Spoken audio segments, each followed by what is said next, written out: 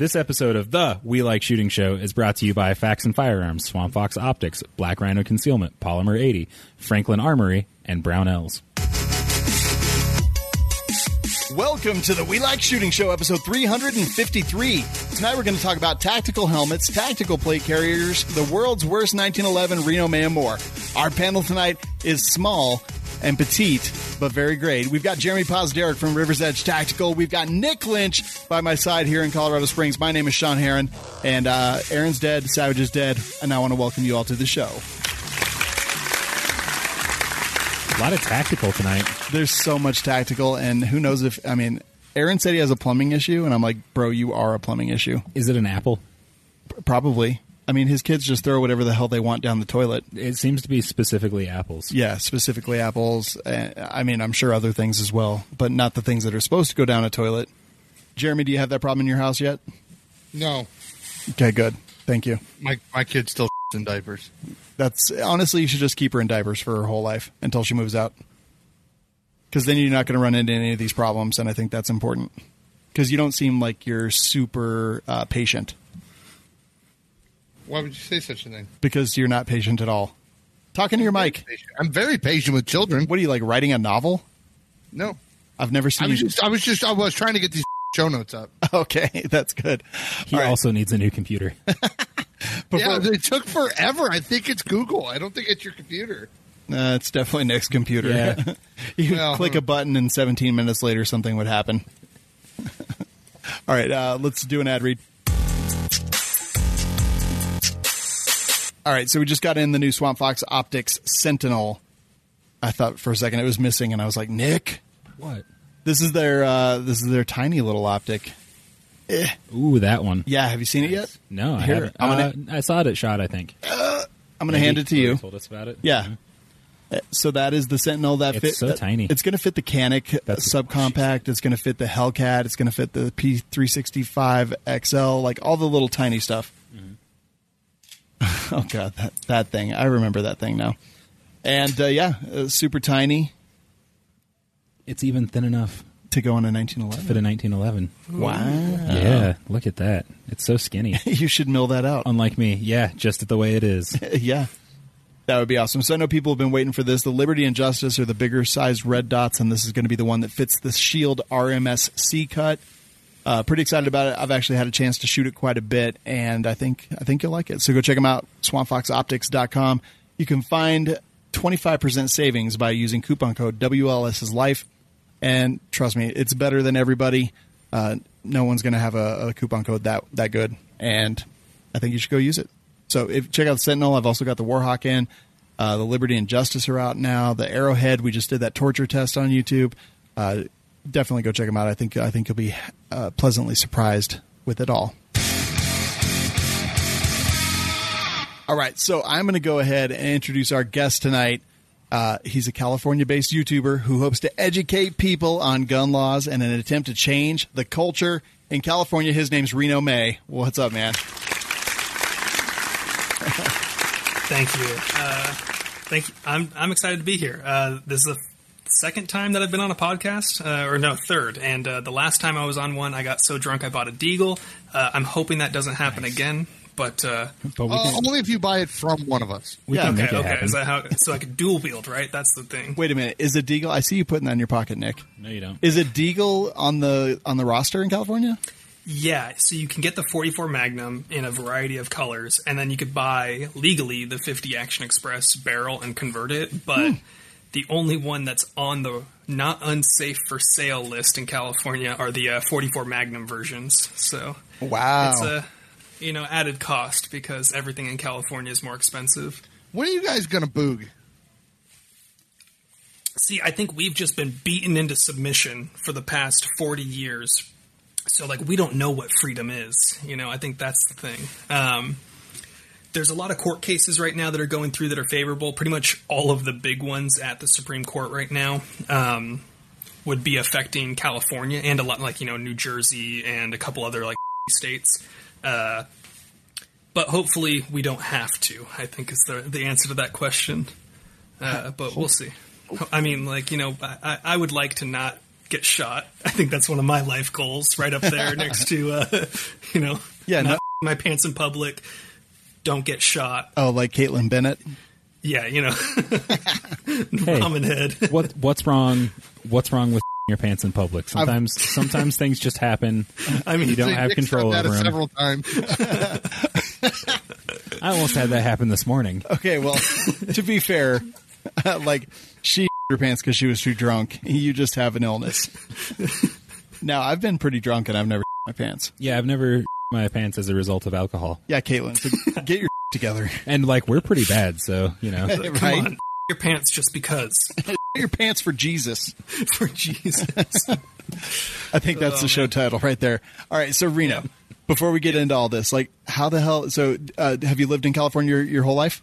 Yeah, I've lived up here my whole life. I moved to Sonoma County, which is a wine country in Northern California, around 2012 for school, and now I just live up here because I enjoy the area. There's a lot of cheaper places to live in the world, and there's a lot of places with better laws, but ultimately my life's pretty good. I mean, I enjoy the way that I live my life, and we're working to change some of the things. I can hear the Stockholm just coming off. Oh, yeah, it's literally, it is. Are you drinking a White Claw? Mm-hmm. Okay. the girliest drink possible. Now the jacket makes sense. Hey, I was informed. So does the mentality. Hey, I was informed that this is the trans flag colors. So I guess we're getting a little political this early in the podcast. I love it. So lived in California your whole life. How did you get interested in guns? It's kind of odd. I mean, I would honestly say Call of Duty Modern Warfare 2, like many people my age, is the reason that I got interested in guns. And then I had a buddy who owned an AR-15, or his parents did, and they had a lot of guns. And he was like, "Hey, do you want to come shoot some real guns out on our ranch?" And I was like, "Yep." Sign me the up. And then I was just immediately hooked. I bought my first AR-15 when I was 18, and I had to have my mom buy the lower because federally you can't buy any lower or handgun, anything other than a rifle or shotgun, so I did that whole thing. It was a Palmetto State Armory AR that I spent. Am I 12 or 20,000 years old? I don't know, because the hairline says 80, the face below says 12. And take your hat off. Prove it. Oh, no. No, I mean, I've seen it. Here we go. It's not that bad. No, it's not bad at all, man. You have nothing to be ashamed of. Yeah. Sean's is worse. Yeah, it's better than Sean. What are you guys talking about? Sean's like, I've had the same hairline since I was 17. I'm like, oh, you've been bald since you were 17? I mean, same, but, it's just... I just got a haircut, so I'm not going to take my hat off right now, but I had a straight afro. It was amazing. So you bought a PSA. I bought a PSA for $850 because that was in 2013 when it was, it seems like every 4 years there's a panic. Mm-hmm. And so, yeah, I bought a PSA for $800, ended up selling that later on, and now I got a little bit nicer guns, I guess you could say. Very cool. Working with California gun laws isn't always fun, but there's ways around it.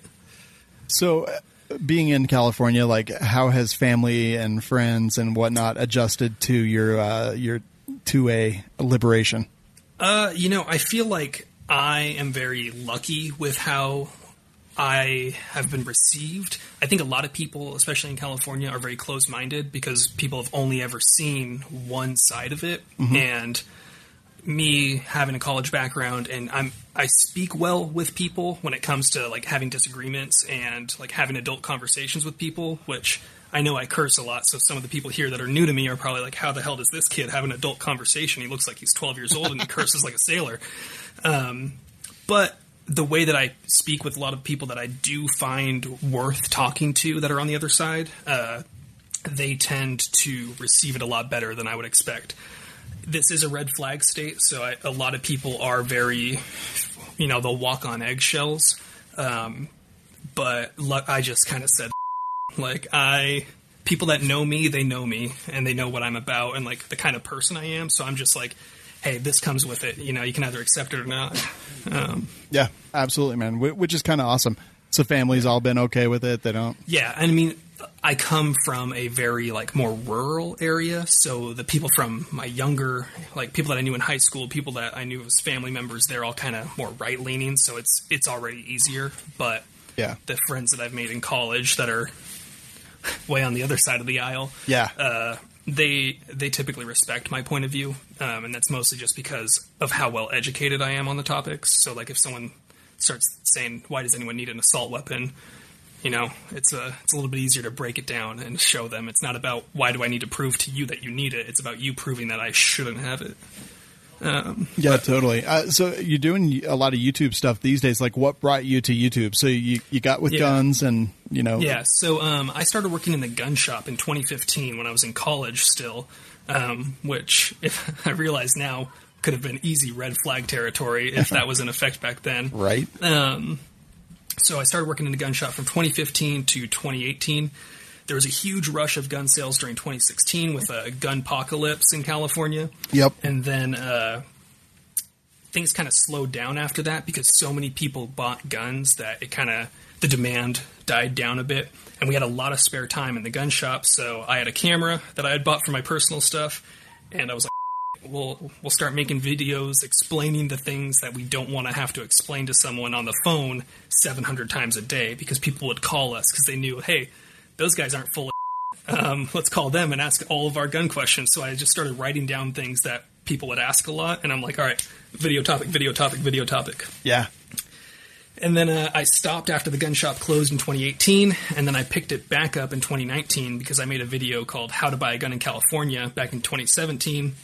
The laws changed so much and I got tired of answering the same comments on YouTube. Like, hey, what about this? What about this? And I'm like, we're starting over 2019 edition. And then I kind of just said, I have spare time now. Let's do this. The easiest way, move out of California, buy a gun. Dude, he lives in Sonoma. Like, why the would he move to Ohio? Arizona, Nevada. No, you don't understand how awesome Sonoma is. It's pretty beautiful. But is it awesome? Yes, it is. Yeah. Like, but it's, okay, I own 6 machine guns. How many do you own? Yeah, okay. I mean, off, I win. probably shouldn't answer that question. Exactly. California is a beautiful place. It's kind of unfortunate that it is the way it is. California, that whole state. There's a lot of things that suck, and it's there's like literally there's no comeback to that. Like that is yes, I agree. Like those things suck, but I mean I live a fairly good life. There's a lot of people that I think would definitely benefit a lot more by leaving, but for me personally, good. Yeah, I see an AR on the couch behind you. Is that an owl on that? Yeah, that's the thick boy. Yeah. Can I touch guns on this? I don't know Yeah, we don't give a Okay, I don't. So, jeez, come on. So yeah, Cloud Defensive Owl, and this thing's just a tank. And so this gun, detachable mags, I can use my 30-round mags. Not a stock, not designed to be fired from the shoulder. Over 26 inches overall length. Not a rifle, pistol, or shotgun. Currently not affected by the assault weapon ban in the state of California. So it's not registered as an assault weapon, right? No, this was bought as a Franklin Armory pistol. Oh. And then which is on the California handgun roster, and then I made it into an other. Very nice. So, yeah. Nice. That's beautiful. Some people aren't comfortable with those workarounds, but for me, it's a way that I used to not comply with the law nearly as much as I do now. Mm-hmm. Now that I unfortunately have like a following where the DOJ is like, yeah, that kid, mm-hmm. Like let's bend his ass over first chance we get. Right. I have to, dance when they say dance and jump and clap and catch the ball in my mouth like a seal. You can always boog. We could. It's a Cloud Defensive Owl optimized weapon light. It's real bright. Dude, they had a sale this morning at 10 a.m. I tried to get on it. Yeah. I know, me too. It was like totally down. Yeah. I had my iPad, my iPhone, and my computer up, just hitting refresh. I'm like, one of these will get in. Like, dude, $250 for that thing is such a good deal. I really like them. They're big, man. They're big, they're bulky, they're heavy, but they are amazing also. Yeah. And I mean, like, I'm probably not going to be running night vision for the setups that I have. So I don't need the like modularity and like the fact that it takes the fact that it takes up a whole lot of space isn't that big of a deal for me. But. Yeah, I mean, their pros kind of outweigh a lot of the cons. I've seen people be like, it's too heavy, and I'm like, you're a little... I mean, my gun has a full profile barrel and 2 30-round mags attached to it. So, and I don't know if this shows, but I'm not some big burly lumberjack. Oh, no, it shows. Okay, it shows. Good. So, what's your YouTube channel? Just youtube.com/Reaume. And it's, we talk about California gun laws and California gun things mostly. We talk occasionally about federal bills and things that are at the Supreme Court. But typically I try to keep it with California, mostly just because there was a drought of content. There's not a whole lot of us, the Daily Shooter, Tactical California, Gun Guy TV. Daily Shooter moved to another state, and he moved to Nevada. Yeah. So it's like, but he still does a lot of stuff with California because that's where a lot of his viewers are based. Yeah. So there's not a whole lot of us out there, or at least at the time that I started up. It's true, man. So, California represents like a huge part of the gun industry. I think people don't realize this. Like when I look at our statistics, like California is in the top 3 states that listen to We Like Shooting. They're in the top 3 states that watch our videos on YouTube. Like there's tons and tons and tons of gun owners in California. I actually went to Fresno, taught a medical class with a bunch of our listeners, and it was freaking amazing. Like these guys are all like some of the most amazing 2A guys out there that can't talk about the 2A. Yeah, a lot of people are afraid to talk about it because, your employers could retaliate without actually like having any like way to like not be protected from that. It's a lot of people are afraid. It's pretty crazy. So I want to bring up something before we continue on. You and I, like the way we kind of became acquainted was it was a very unpleasant conversation arguing about High Point. Why don't you tell that story? Okay, so back with the whole yeet cannon debacle and the voting period, I was firmly on team yeet cannon or YC9, and you posted, I think it was the change my mind. Yeah. Meme format, I think. And it was like, YC9 is a dumb meme, change my mind. And I was like, no, YC9 is for the people. Like, We Like Shooting is for you. And I think, quote, do you ever in a million years think that High Point will actually name it YC9? And I kept the screenshots. I don't have them on my phone right now, but I will post that. Send them to me. Yeah, or if they actually make them to production, I think that's when we'll like. Right. That's when like I was right. I was such a smug, and dude, I was so wrong. I had no idea. I never in 1,000 years thought that they're a legitimate company. Yeah, and they bowed down to the memes. Yeah, and smartly so. Like they're going to sell a lot of yeet cannons because of it. I truly. I did not think, but I fully take responsibility. I was not only just a smug, but I was a wrong smug, and I think that's important. So yes, I apologize for being such a. No, that was like funny to me because I'm like, no, I'm going to be right. And like I was like, I'm going to keep these screenshots because like I'm gonna DM him in like 6 months, and I was like, we'll have a laugh about it. It is so good. I still to this day can't believe that it actually happened. It's amazing to me. I was just like, a lot of me was thinking like, there's no way they do it, but I was like, do it. I know. Well, when we made it through the first round of voting, like I did not expect that at all either for WLS 9.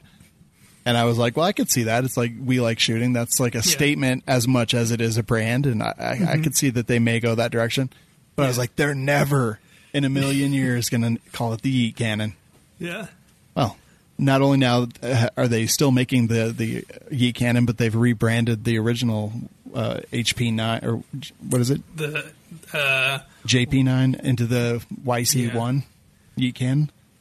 It's ridiculous. It's ridiculous. Do you have any high points? Are those on the California approved? I think we can get a 9 and the 380. We can't get the $100 bill finish, which when I found that out, I'm going to be honest, I was pretty like, the poster in me was truly saddened. But yeah, so yeah, B2 and Petite, I used to work at a shop down there, and I still get people commenting all the time. They're like, hey, I still remember when you sold me my first gun from here. And I'm like, that's awesome, That is pretty dang cool. But yeah, on the topic of California being like big, when I worked at the gun shop, I'm pretty sure with like RSR and a couple of the other like big wholesalers, California, I know, sold or bought more Glocks than pretty much any other state. I'm pretty sure we were like the number one Glock sales, but that's not because of percentage of us that like guns. It's just our population is massive. Yeah. Plus it's on the roster. So yeah, it's like and not like you have Glocks, XDs, HK, and SIGs as like the bread and butter of handguns. Like, and that's really not all of them are available either. Totally. So I know that, you said that the How to Buy a Gun in California video did really good for you. And you put it out, like 5 months ago? Is that right? I think I put it out. So I did one in 2019 and then I did one in December. Okay. And the December one for this year kind of like blew up with the whole coronavirus pandemic. And then with the riots, it's blown up even more. So it's kind of nice because like I have a way to look at like how many people are buying guns in California, or how many like first time or maybe second time gun buyers there are out there. Because if you own 18 guns, you know how to buy a gun in California. But if you're new to it, that's kind of a better gauge of like, here's how many people are actually rushing out to gun stores. Yeah, I totally agree. And since we do have so many listeners in California and other people are interested like in some of the hoops that you guys have to run through, like do me a favor, just like kind of run us through like what are the key things to know when you're going to buy, we'll say, a handgun, and then you can also add like a AR. The super quick basics is you need an ID, and California has what's called real IDs. I don't know if that's a nationwide thing, but you basically need to get proof of actual citizenship. So like you got to bring in like your passport or your birth certificate when you actually get your ID. Otherwise, you get one that says federal limits apply. So if you have federal limits apply, that's a new one, so you can fly with it. Exactly. So all states are going to be going to that by next year. Okay, yeah, okay. I didn't know. I thought that was just a California thing. No, it's all 50 states will be into it by 2021, I believe. Okay, yeah, that's when my ID expires. So basically, you need a real ID.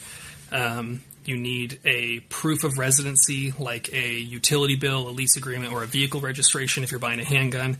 If you're buying a rifle or a shotgun and your ID has your current address, you don't need any extra documentation. 10-day waiting period starts at the time that you fill out the 4473 and the state dealer record of sale form and thumbprint that. Handguns, you could buy one from a dealer every 30 days, but you could private party transfer as many as you want. Currently, it's taking people up to like 20 days to do the background check, because I'd imagine that it's not run through the NICS system. They use it, but it's a person on the other end that enters in that information. So it's not like you're calling them up, or I don't know how you guys do it online. You type in the information and then it runs it. You're sending it off to the DOJ, who does it. Well, in Colorado, we actually have the same thing. So for Jeremy, they just do the federal. Yeah, you guys do some gay. Yeah, Jeremy just does the next check. You could do it online. You can call it in. In Colorado, like I don't even use NICS. I literally log into our CBI, Colorado Bureau of Investigation, enter all the information, say if it's a long gun, a pistol, or other, and then depending on what the time frame is, like there was a time when it was like 15 days when the Rona first started. Yeah. And even now, I was like, someone wanted to come in and do a person-to-person transfer. I was like, wait times are like 2 hours right now with all the protests and everything going on. So, do you know the longest I had to wait without a delay? Without it going to a delay, the longest I had to wait at all during all this. How long? 15 minutes. Yeah, I literally had background checks coming back 8 days later. Both your states suck. Yeah, it's Make true. fun of Ohio one more time. So, yeah, tell me if you can hunt with not straight wall cartridges. Yeah. Deer? Oh, you didn't say deer, you said hunt. Two-legged game, right? Yeah, I had to qualify that. All right, so you guys send it to the DOJ. Yeah, and so It's really the basics of it is pretty simple. It's just bring in identification stuff, take a 30-question like test of like the state gun laws, and then 10-day wait for every single time you buy a gun. You could do multiple at the same time. It's really like the little like nitty-gritty specifics of like if your ID doesn't match, you have to bring in 2 documents, and then if it's the basics of it is pretty simple. There's a 10-day wait. We have a list of handguns you can buy. We have assault weapon bans, and that's pretty lame. Yeah. But that sucks that you can't get assault weapons. I know. I want to be able to shoot the bugs in my house with assault. I just bought one of those. It's amazing. I legitimately do want to get one of those. They're so great. Yeah. I kind of wish that it was a little more powerful. You don't want to leave holes in your drywall. No, I do actually. Oh, okay. Yeah, I wish, because right now I have to shoot moths like 4 times. I wish I only had to shoot them once. Like I wish that if I shot an AR like 1,000 times, I wish that all the anodizing would come off. Okay. That's how strong I want my bug assault. So like pistols, like you can only buy certain pistols. Yeah. So Gen 3 Glocks. Good, safe, no big deal. Gen 4 or Gen 5, you better be law enforcement if you want to buy one of those. It's one of those things where it's all arbitrary and it's based on the requirements that they have for new pistols. So like a gun that they want to add to the roster has to stamp on the spent casing in 2 locations an identifiable serial number or marking. And the technology just doesn't exist. So it's basically like a de facto, no new handguns that aren't revolvers or single-shot pistols can be added to the roster. That's like insanity, right? Because that technology does not exist. It doesn't exist it's being challenged. It's at the Supreme Court right now. They haven't given it cert yet, but it's Pena versus Herron, I think, is the Supreme Court case. But at the time that it was initially reviewed in the courts, there was like 5,000 different models of firearm on it. So they were saying it's not restricting your right to keep and bear arms because there's firearms of every type and like size are on the roster. Now I think there's 800 or 600. It's getting smaller and smaller every year. So Colt took everything off except for their revolvers. And Smith & Wesson, pretty much everything but the Shield and the Sigma. So yeah, it's ridiculous. And I think that is going to get taken up by the Supreme Court, or at least I'm hopeful, because it's like the most clear-cut, like, eventually these guns, they won't be on the roster anymore. And that's just like, it's a backdoor slow handgun ban. That sucks well, so bad. Same thing with the Hughes Amendment.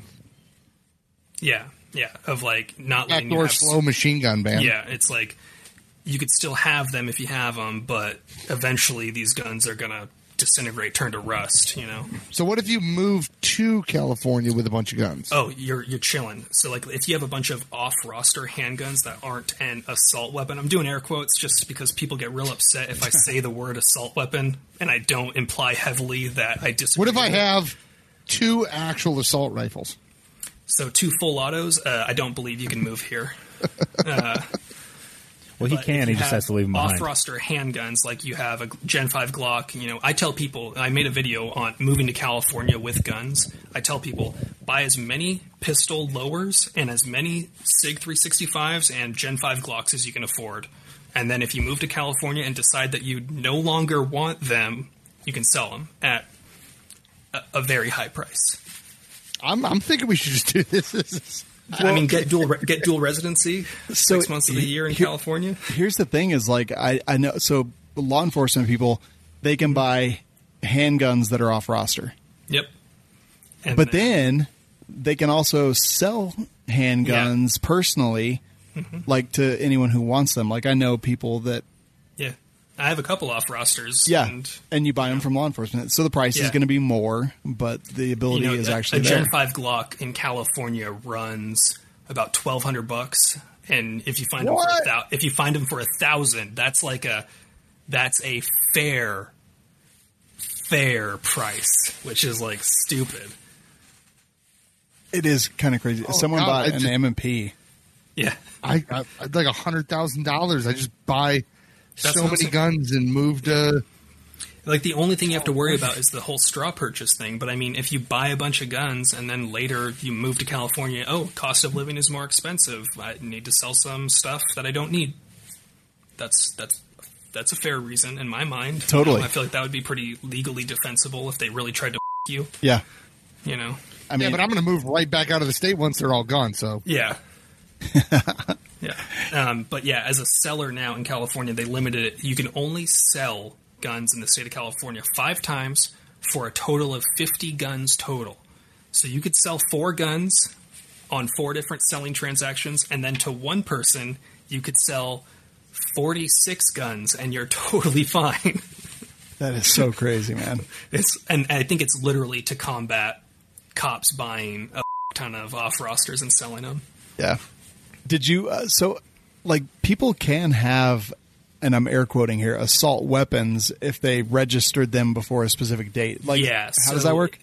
Back in like the 94 to 2004 ban, there was the whole federal thing, and California had their own ban, and then you had to register them.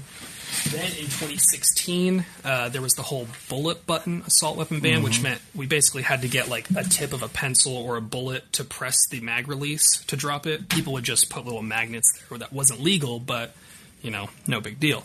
Then there was the whole 2016 bullet button assault weapon ban that banned that. So now our options are featureless, which they look ugly. You got a funky ass grip, fixed stock, no vertical foregrip, and no flash hider. Fixed mag, which means you have to like break it open to drop it. The fixed mag options that are on the market now, I would say, are nearly as fast as a regular mag release, but you're legally limited to 10 rounds, which for me that's a no-go. I legally have my 30-round mags, so I want to use them. This setup here is a little bit more like questionable as far as the legality. There's no laws specifically saying you can't do it, but if I ever got pulled over by a cop and they see this, I'm 100%, they're stopping me and they're going to ask me what's going on. But if I transport it unassembled, it's not an assault weapon. So I could have a gun that's legally defined as an assault weapon, but if I transport it with the upper and lower taken apart, California specifically said there's no constructive intent or constructive possession. Awesome. So, wow, it's like walking in a minefield being a California gun owner, and like it's all about like, do you want to go the straight path right through it and hopefully you don't die, or do you want to take the real long way? And like I'm kind of with that setup, I'm like hopping and skipping, just like dodge, whereas I could go a much more legit looking, ugly setup, but I'm very well versed and I'm just confident in my ability to not get in trouble. Well, I mean, you could always prove it in court, even if you can't prove it on the street, right? Yeah, exactly. All right. And sue them for a lot of money. Exactly. Maybe? Maybe. We'll see. Yeah, I don't even know. Well, California doesn't have any money. That's true. Yeah. They're broke.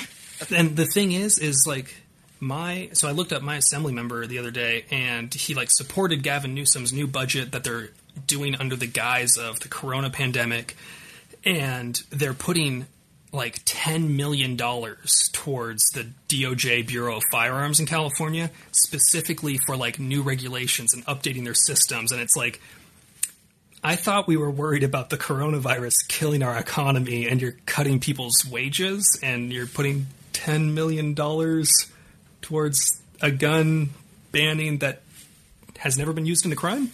Yeah. Like, I don't know. It's ridiculous. So it is really ridiculous. We're talking to Reno May. We're going to take a brief break and talk about Franklin Armory.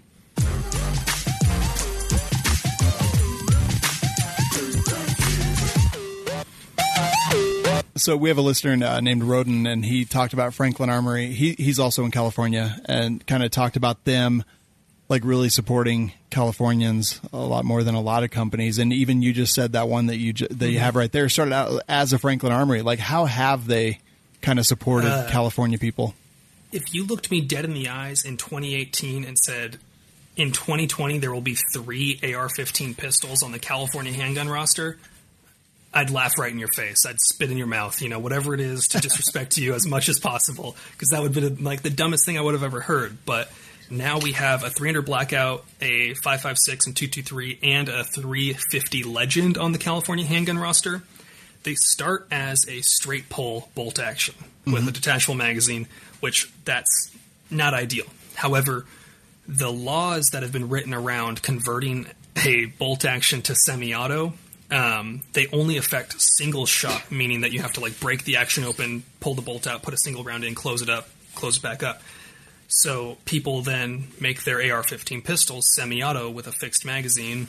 And when I say fixed magazine, it's like there's some pretty slick setups that get you like 98% as fast as just dropping it.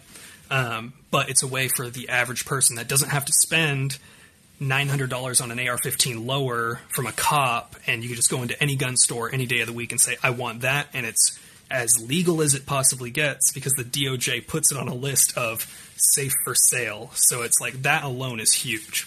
And then the whole other, or Title I, which is this started as a Franklin CA-11, and then I converted it to no longer be a rifle, pistol, or shotgun, which technically makes it not affected by the assault weapon bans currently, and that's all because of Franklin Armory pushing and like paving the way for that. So I will die hard stan, Franklin Armory.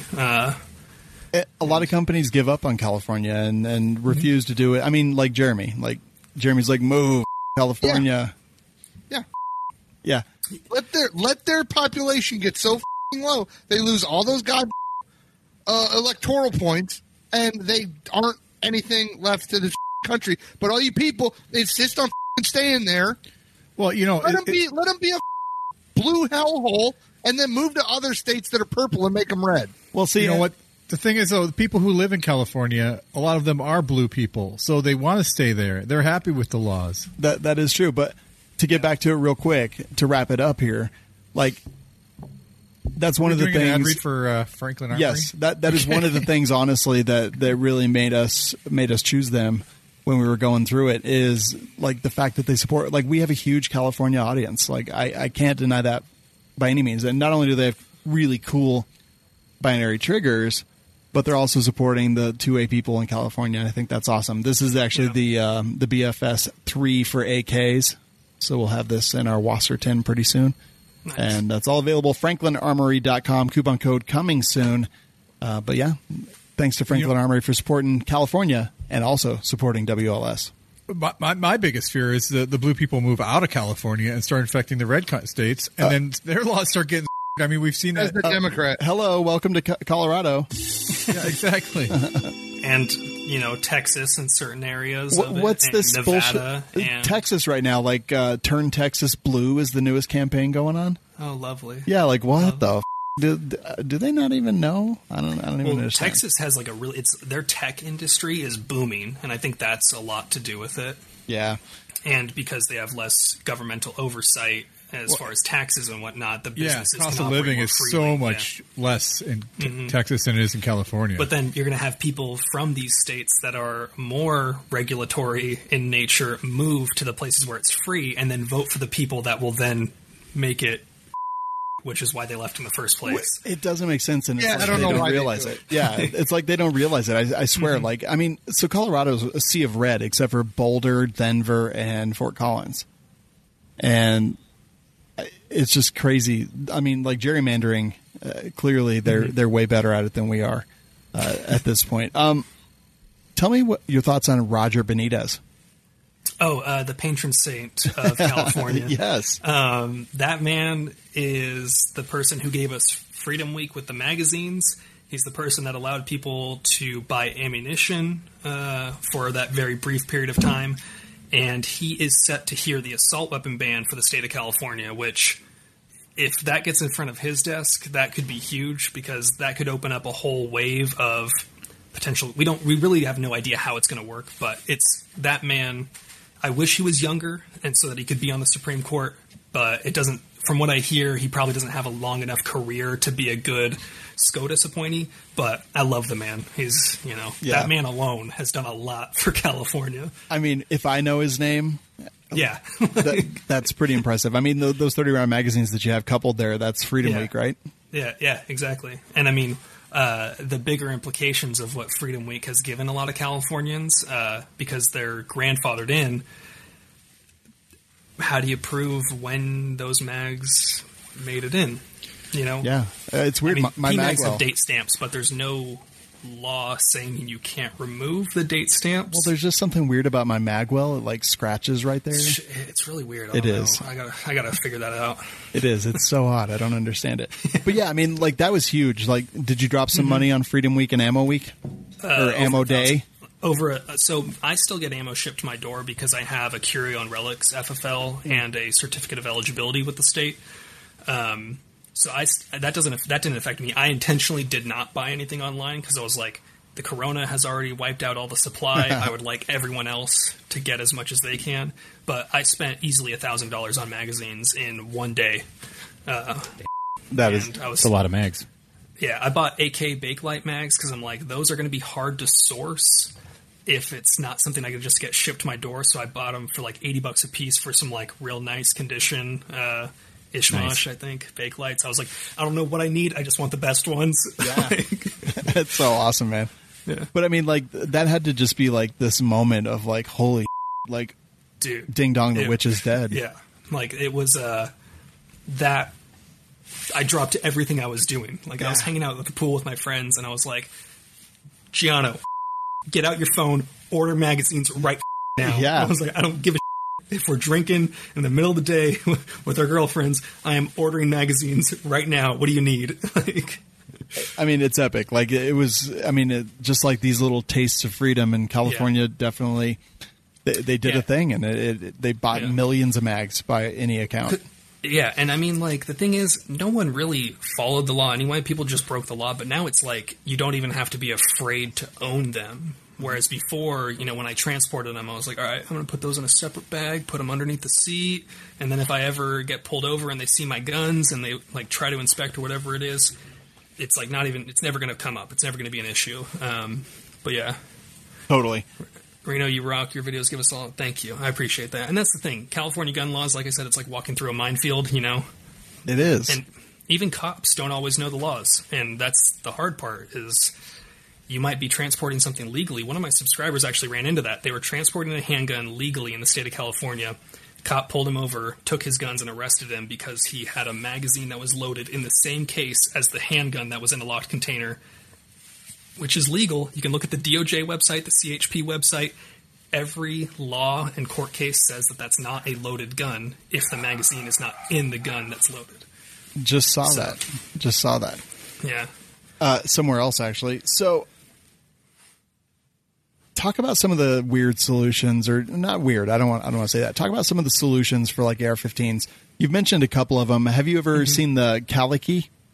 Yeah, I'm not a fan, to be honest. I know the role that they fill is compliance in the streets, but assault weapon in the sheets is kind of like my thought process of it. And I like that. For the people that are looking to do that, there's a lot cheaper options, and it takes away the one thing that truly makes an AR-15 an AR-15, which is it being semi-auto. For me, that's like the one thing that I wouldn't give up. Like, if you said, like, what's a part of an AR-15 you wouldn't want to give up, that would be one of them,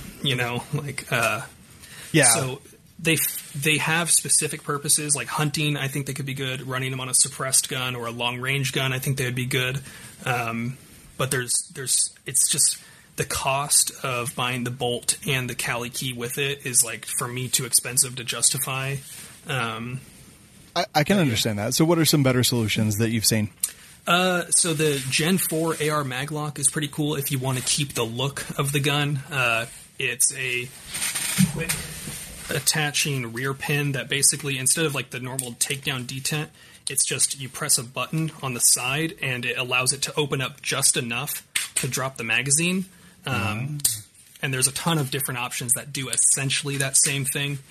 But I'm a big fan of featureless because if you can get used to the funky grip, it's still got, you can fix your stock at whatever position you're going to run it.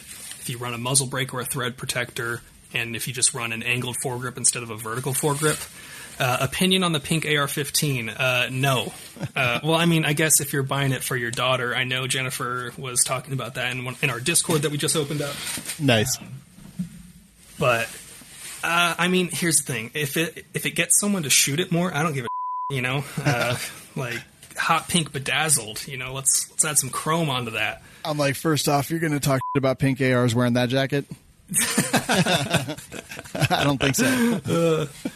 No, I mean, that's fair. Dude, I literally don't give a what people want. If they want a pink one, cool. If they don't, also cool. Yeah, I mean, like, if you could put on it, if it's going to make you shoot it more and be it, you know? Like, where's the flash? Right, exactly. Where's the flash rifle? Unfortunately, Sean demanded that the flash M&P get blasted. Yes. I absolutely... Is the flash gone? Yeah, it is. Yeah, it's gone. It's a real shame. It is. No, it's not that. Thank God, you, Jen. that moment was so amazing. I'll never forget. He walked in, he saw it, he was like, I'm not mad at you. But I was. Pen 15. And I laughed and said, I don't care. I mean, it was fine-ish. Like, I wasn't super mad, but yeah. Oh, you were mad. No, you were pretty mad. Yeah, you we were had pretty conversations about it. You were mad. I was pissed. You were. Like, I didn't ask for this. I didn't want this. Now I can't even shoot it. It was. I would do it again. It was one of my favorite guns, actually. And he's like, Andy lost my sights. I would do it again in a heartbeat. Wait, that was you? That painted it? Yeah. I thought. Wow, I don't think I knew that, actually. Yeah, no, like you walked in as I was pulling it out of the oven. I thought you were just cooking it. No, I painted that. You son of a... I didn't do any, like, I didn't take it apart or prep it or anything. I just painted it. Yeah, so anyway. I even spent a bunch of time finding just the right to make the stencils out of. He was looking at a lot of...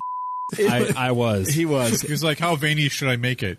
I printed like a 3x3 foot sheet of stencils with that were like an inch and a half big. Actual size.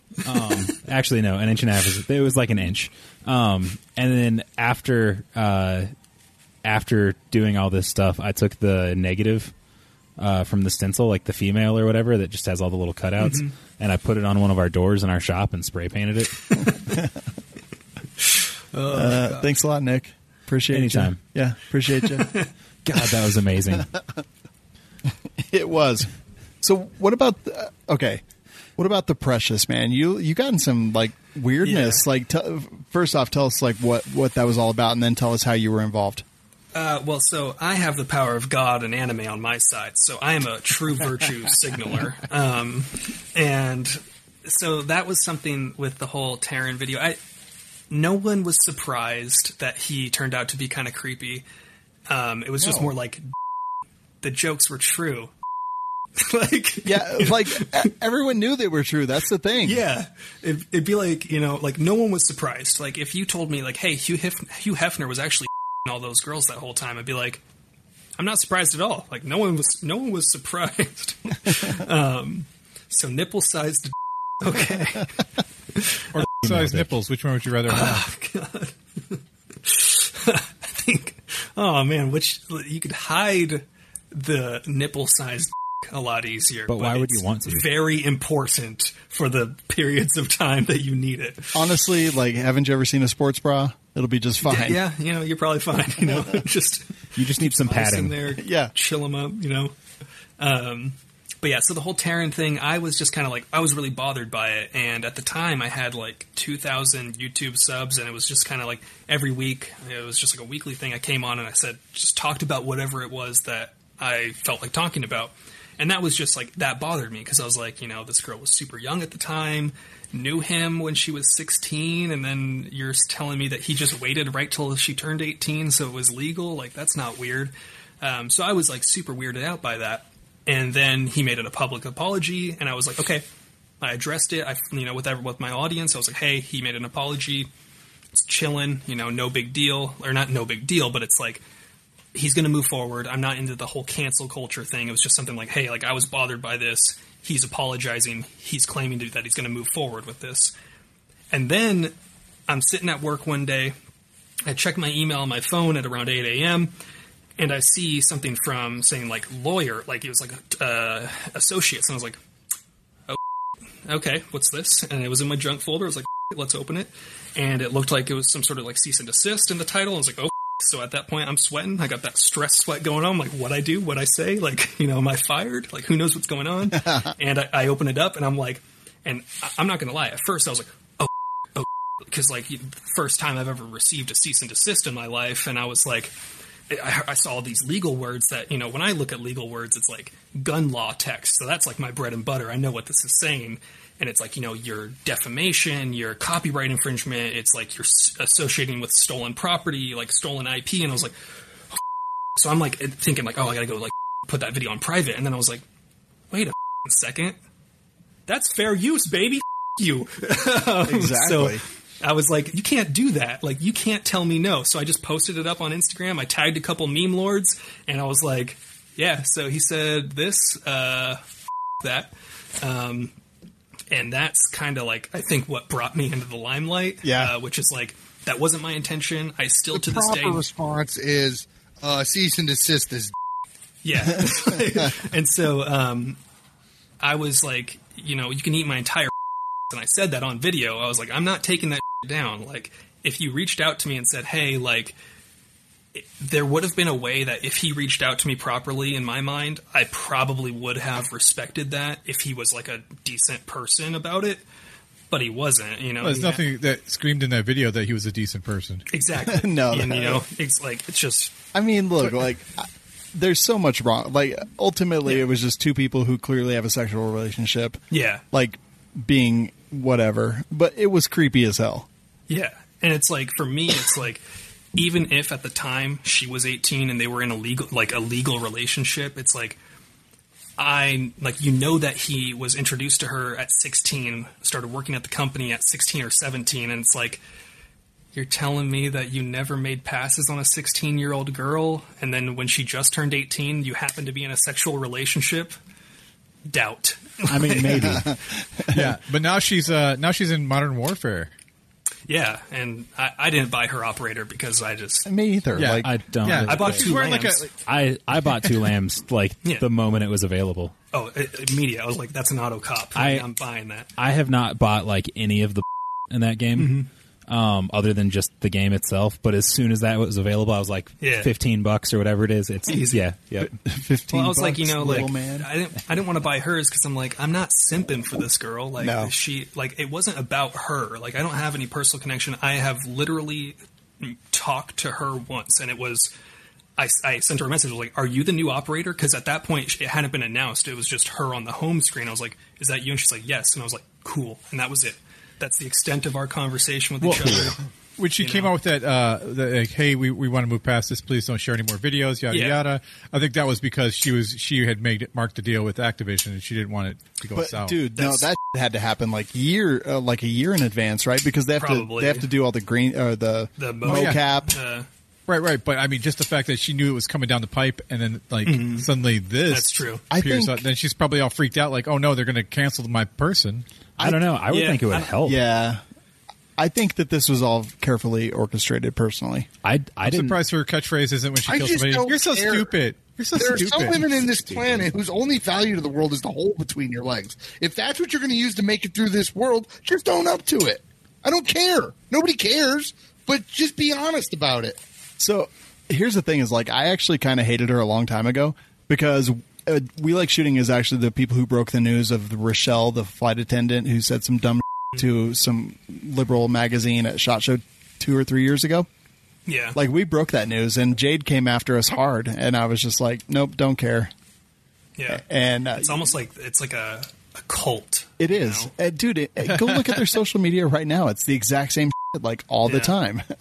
I had no idea who she was until all this stuff happened, and then I was like, oh, I think I saw her at in SHOT. that picture with Keanu Reeves, and like maybe saw her around SHOT or something. Yeah. Yeah. Yeah, So, I mean, I still feel don't like know who she is. I feel like his whole crew, it's not about their shooting ability. Like, yeah, they could probably all shoot really well. It's entirely just sex appeal and the fact that Taron Butler is a USPSA Grandmaster that trained John Wick. That's like... Yeah. Not anymore. Yeah. Do you think that he'll continue to train Hollywood stars? He's still training people for FBI, CBS, FBI, that show. Yep. So, I mean, like, he's still doing it. So, I mean, Hollywood is the same people that brought us Jeffrey Epstein and Harvey Weinstein. So, it's like... All the Steens. All the Steens. Aaron Kriegerstein. What's with your people, Aaron? We like women. What can I say? Wait, We couldn't get him with our looks, so we got him with money. Yeah. I agree. Have you seen what I look like? It's not like I'm scoring deals over here. But no, man, it's like, yeah, like the whole thing. I was like, yeah, he's creepy. Also, she's creepy. Like the whole thing, I was not down. But I'm glad that it didn't go anywhere for you. Like, I know we were definitely rooting for you for sure. Luckily, a couple people offered to like write letters back, like pro bono, which was super cool, and like I'm still super thankful of them. Oh, I would have took that up. They wanted to like stay totally like silent. They didn't want recognition, and they were just like, yeah, like we'll write a letter back. Basically, it's like they were saying, if you want to continue with this, we'll hit you with a slap lawsuit, which is like some sort of like silence through litigation, something like basically when someone tries to like scare you with a lawsuit to get you to do something that they don't really have legal rights to do. You know? So we've gotten cease and desist from Jack Daniels. I've actually been sued in federal court for like this, and it got dismissed with prejudice. But yeah, I mean, it's scary. Like you get those papers and you're like, oh, wow, cool. I made a mistake. I had one from M&M's. Mars. You did. For my WW idea for white chocolate hard candy shelled, Yeah. Yes. Just like M&M's, but they're W&Ws because they're all white chocolate. It's true. But, I mean, I'm glad it didn't go anywhere. But it definitely did, like, kind of, like, people... I think that was the point where a lot of people learned who Reaume was. Yeah, I think that definitely like, put me on the map. And, like, my advice to anyone that's, like, looking to start a channel is be respected by the meme lords because they can totally run you out of business. You know, like has anyone asked you about your name? Isn't Reno a girl's name? Isn't Reno a girl's name? The only Renos that I know is like there's a real fat comedian, an old Western movie star that was a dude. Okay. And then, like, it seems like everybody I freaking know knows someone that is a named Reno, but I've never met one person. There was a movie. There was a movie called Remo Williams, or The Adventures of Remo Williams. Yeah, with really? No, that was Remo. Remo. Oh, it was Remo. Yeah. Remo. Okay. Has anyone ever said if you like try something and you don't succeed, they say it's Reno failure? That's renal. Oh. And that has nothing to do with trying something and not succeeding. Well, if it's a failure, that's when your kidneys fail. That's when your kidneys fail. Have you ever been to the town of Reno? Yeah. When I was 15, that was the first time I went to. Yo, dog, I heard you like Reno and your Reno. So we put a Reno in your Reno. But if you had kidney failure in Reno, it would be amazing. Yeah, Reno got renal failure. Yeah, failure in Reno.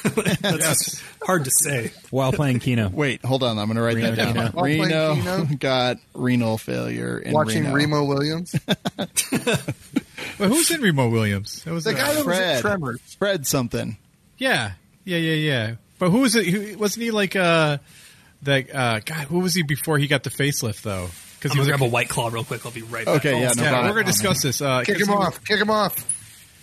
Like, he was like a cop before, and then he gets pushed off like into the water, and then he wakes up and he's got a whole new face. Was that the Dark Man? No, it was Remo Williams. No, that was Face Off. No. Remo Williams. John Williams. Travolta and Nick Cage. God damn it, man. And Face Off wasn't Nick Williams. With those two guys, it was that movie that was written by L. Ron Hubbard. Oh, what? They're aliens. And they have like long dreadlocks. Battlefield Earth. Yeah. Battlestar Galactica. No, Battlefield Earth. It's when John Travolta. They're speaking in like the crazy alien language, and then just suddenly in a scene they're speaking perfect English. And they have like 7 heads instead of 4 heads. Yeah, they did. like me. That's why we're in hat. Oh man, I forgot about that movie. Oh, that was a bad movie. A horrible movie. Okay, Dear God, dude, I have a confession. I actually kind of like that. Like it. Yeah, I kind of do. I mean, I don't love it. I think you have a couple more you need to throw out. No, I don't love that movie, but I'm like, it's fine. I'm okay with it. What's that glowing orange thing on the table behind you? Me? Yeah, is it like a taco butt? This thing right here? Yeah. That's a water bottle, dude. Oh. Yeah. Super herpes. I'll if be it's honest. glowing, there's a candle right in front of it. Oh, okay, that makes sense. I'll be honest. Every time Sean is like, "I loved this movie," I'm like, So Reno, maybe. you're wearing like what kind of jacket is that? This is a windbreaker, I guess. A windbreaker? Very, very warm, you know. We can hear it very well. I seen it. Does it in actually some break the videos. wind? Because I can break it wind better does. than a jacket. I ate some watermelon today. Look out.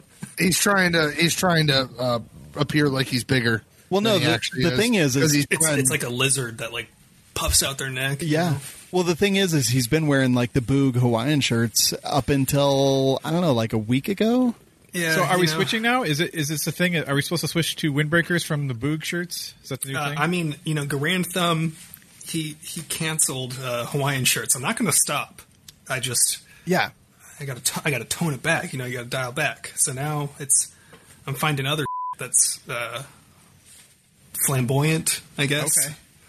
I mean, it's good. It's good. Did you see that? I never knew a California boy needed help being flamboyant. Well, it's so hard to compete. You know, it's like the level of excellence is up here, and you just got to add up a little bit more. Did you see like the Boog culture? Like Boogaloo has been in the news a lot, like in the last week or so. It's almost like a coordinated effort to paint that as racism. All the media companies are owned by the same people, so Right. it's like if they say Boog is in, Yeah. you know, buy Boog. Like, We know that the media is the enemy, but did you see that the guy who kind of started all this, that Reese J. Hawaiian like professor who's author, like he did this Twitter thread with 13 tweets talking about Boogaloo culture, and that's kind of literally that is what started all this. Well, a picture of me in a Hawaiian shirt was number 11 out of those 13 tweets. Oh, that's talking funny. about how we want to start the next civil war, and I'm like, you idiot. I mean, like I've gone on record many times, and every time that I go live, which is like usually every other week or so, I've said, you know, I don't really want to do a civil war. Like I don't know why. No, like it's a joke. You know, it's like a dark humor. Like people love like. You make jokes that are offensive or dark because you understand how f***ed up they are, and that's why they're funny. Like, if you didn't understand why something was, like, offensive or dark, you would just hear that joke and be like, yes, that is a statement of fact. Hello. Correct. You know, but, like it's offensive, so I laugh, you know? But even all the, like, Hawaiian shirts and, like, I have never once been like, oh, the Boogaloo or whatever is about racism. I've been like, no, it's about rising up against a tyrannical government. It's like the next Paul Revere.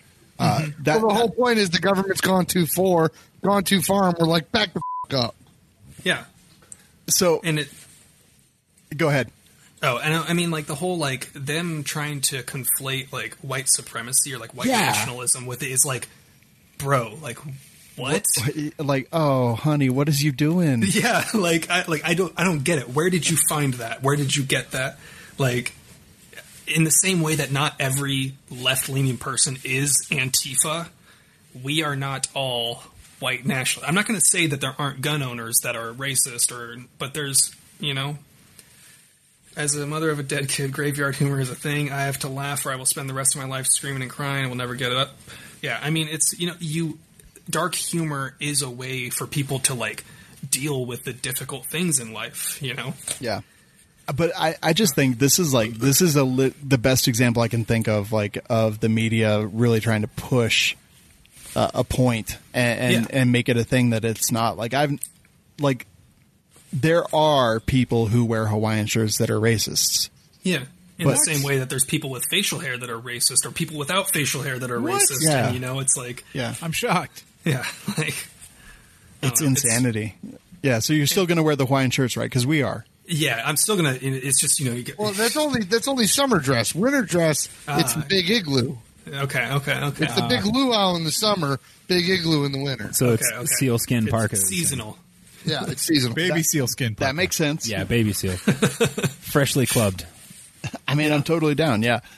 It's I've been noticing like in the last week, ever since that Jay Reese Hawaii guy put out that literally 13 tweets, and boom, suddenly the Boogaloo is all about racism when that has nothing to do with it. Did I tell you I turned a lady into an ultra libertarian at the store over that? You did actually, yeah. Okay, I couldn't remember if I brought that up or not. Yeah, you totally did, and that's the weird thing is like.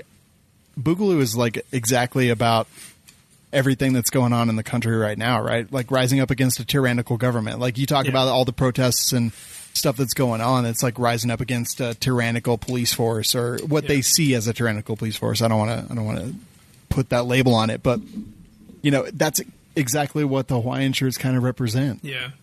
And it's like, when you think about the ideals that a lot of the people that would say they're boog boys or like ideal was that, it's typically people that believe in equal rights for everybody. And it's like the meme of like, you want minorities and black people to have guns? And it's like, yes. Right. Yes. Hell yeah. I just and like, yeah. I thought it was great. Like, I was like, that's amazing that you pick us because we have like 7+ years of working with every race, color, creed, religion, sexual orientation, whatever. Like and like actively trying to get people that are different than us, exactly, like into guns. It's like we have been trying. Like I'm like, yeah, pick us. That's fine because like it just shows what an idiot you are. I saw someone say you're a radical centrist. Yeah, Janine Allen, and we're like those for what they did to you. Mm-hmm. I mean, just like the whole thing, it's so stupid. But I mean, from that tweet, I've had a couple death threats. They've published the address of our office here. It's public. Jesus. So I mean, like I carry every day anyway. Yeah, and like around and find out. Right, exactly. Play stupid games, win stupid prizes. You're not in California. You can actually defend yourself.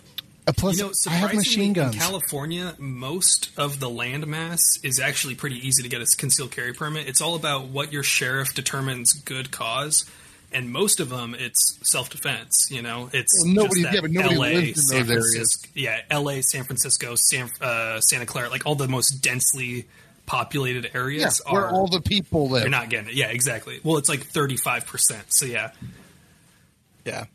So crazy, man. You're going to stick around for the rest of the show, right? We're over here talking about race stuff, and we just look like ghosts. Well, I was trying to fix the lighting. Whatever. Nick pointed it out.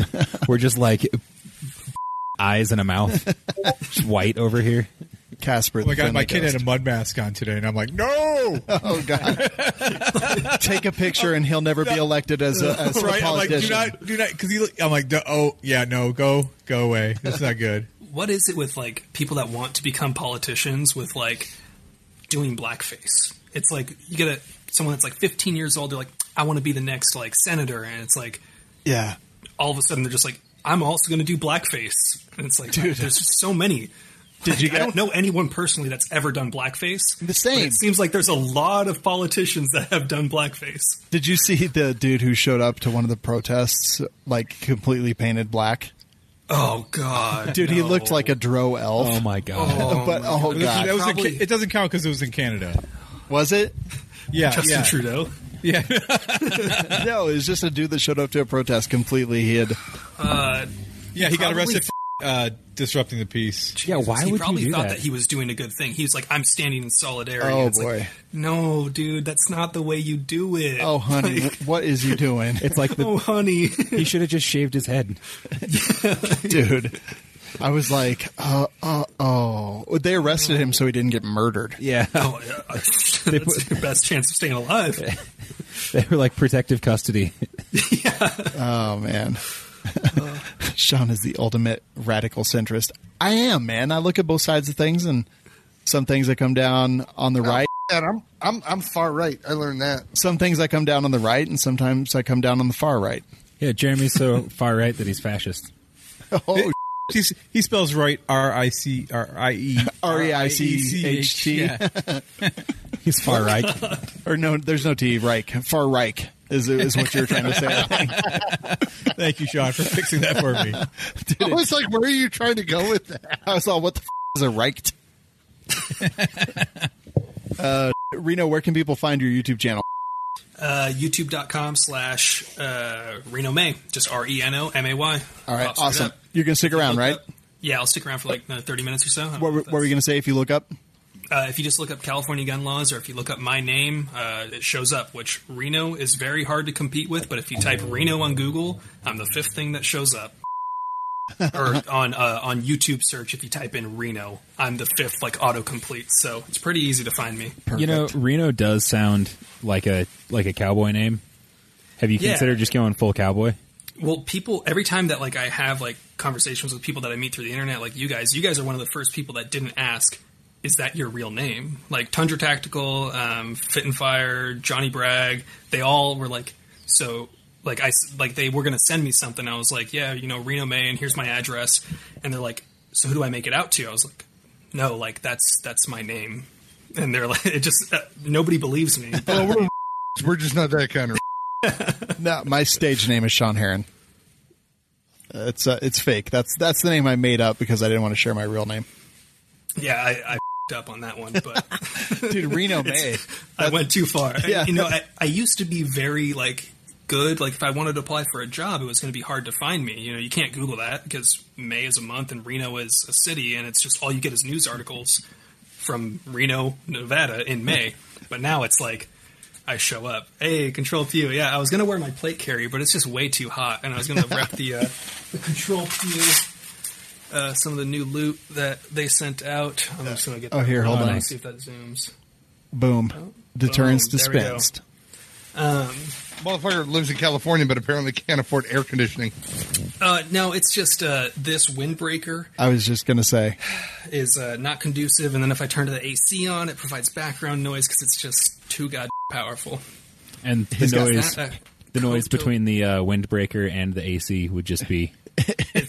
It'd be like going naked into the snow, or wearing a sweatshirt in the summer. It just doesn't make sense. He could only do one thing. He could either turn on the AC or wear the windbreaker, and he chose correctly. Yeah. I chose be hot and uncomfortable, but fashion first. So is that a Cotopaxi jacket? I don't know what that means. Me either. I don't know what that means. In this day and age, I'm afraid to be canceled, so I'm not going to answer that question. Good call. Reno, do you have a tactical drug rug? I have a legitimate Mexican poncho that everyone's like, oh, is that the all skill, no luck drug rug? I was like, nah, this is the $5 drug rug, I guess, from Mexico. Wait, is that hoodie thing that like every kid that I went to school with that smoked a lot of weed wore? Yes. Okay. Yeah. It's like a saddle blanket that somebody turned into a hoodie. It looks like an Old West poncho, but it's like a hoodie. Oh, but yeah, it's the stoner hoodie. That's like the that is yes. That's perfect. We all know the guy. You're picturing him right now. Yep, it's Roden.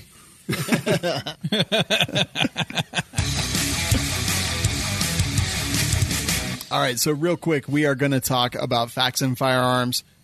Man, I almost have trouble keeping up with what they're doing. In fact, I hit up Kurt and I was like, hey, man, can I get in one of those 6mm arc barrels? And he's like, I don't think we're working on that. And I sent a picture of Brownells pre-orders for 6mm arc barrels from Faxon Firearms. And he's like, oh, that's what Pat's been working on. I was like, yeah. So anyway, yeah, we're gonna get into that. But yeah, that's one of the cool things is Faxon is definitely always kind of coming out with that stuff right away. So I think there's two companies that are coming out with the 6mm arc barrels, and we'll get one in. Like that's the last thing in the universe that I want is another caliber or another. I don't even know. But anyway, we're gonna get one in. They have those. They've got the Bantam 9mm that they came out with. They've got the slides. They've got barrels. They've got AR barrels, pistol barrels. They've got the FX19. Those two pistols, the Hellfire and the Patriot. They've got the Ion Ultralight. They've got the Summit and the first line of ARs. Like, dude, it's crazy like how much Faxon has changed since we met them, right? Yeah. Oh, yeah. Yeah. Oh, yeah. Their pencil profile barrels are some of the best. It's what for the money. It's what I built my machine gun. There are sponsors. Quit sucking up. It's literally what I built my machine gun on was a Faxon pencil barrel because I was like, oh, this whole thing is literally like 4.5 pounds. Yeah. And that would be great. Yeah. It is amazing. So you can save 10% from Faxon by using code WLS10 at FaxonFirearms.com. This is Gear Chat. And I guess I'll start it off because I'm really excited about my tactical helmet build. So this is the most airsoft of the airsoftiest that you've ever seen. I'm going to pull it up. All right, so this is actually legitimate PVS 14 night vision monocular. Monocle. It's got the Rhino mount and the J arm. Like that all is super legit. Everything behind it, gayer than AIDS. In the 80s. You got to be specific. Yes. So this is a Rothco, what was it called? Tactical helmet? Something like that. I think know. Retail, they're like $109, something like that. I literally had to Dremel the out of the mount for the Rhino mount. But it finally eventually worked. And then, because I'm poor, I put the Howard Light Impact Sport ear protection on it. I ordered these mounts from Amazon, and they're clearly for airsoft, but they seem to work okay. We'll see what happens. And then I took my Howard Lights, and I cut them with scissors and basically destroyed them. So I had a spare pair, which is nice, and put them on. Put that on, and then I put an Enforce light on the side because another perfectly good flex ruined by an Enforce WML. But apparently on helmets, they're totally okay. And then for a counterweight, I noticed that it was front heavy with the monocular down. They do have counterweight pouches and like lots of stuff. Like Cry Precision has some, and clearly there's a lot of stuff. But there wasn't anything that I really wanted. I wanted something that would store some weights, but also some spare batteries, and kind of all in the same. So literally, I just built one, I sewed one today on my own because I was like, forget it, whatever. Which is super lame because sewing is for girls. It is. I have a sewing machine. I'm not gonna lie. So I built it. I ordered tungsten weights today, so they'll be in. Right now, I've just got 4 AA batteries in there, but it Velcros to the back of the helmet, rips right off. It's similar to a lot of stuff that's out there right now, but I kind of wanted something very particular. I wanted something small that I could throw some weight in that would counterbalance it fine. And I think it's just going to work just fine.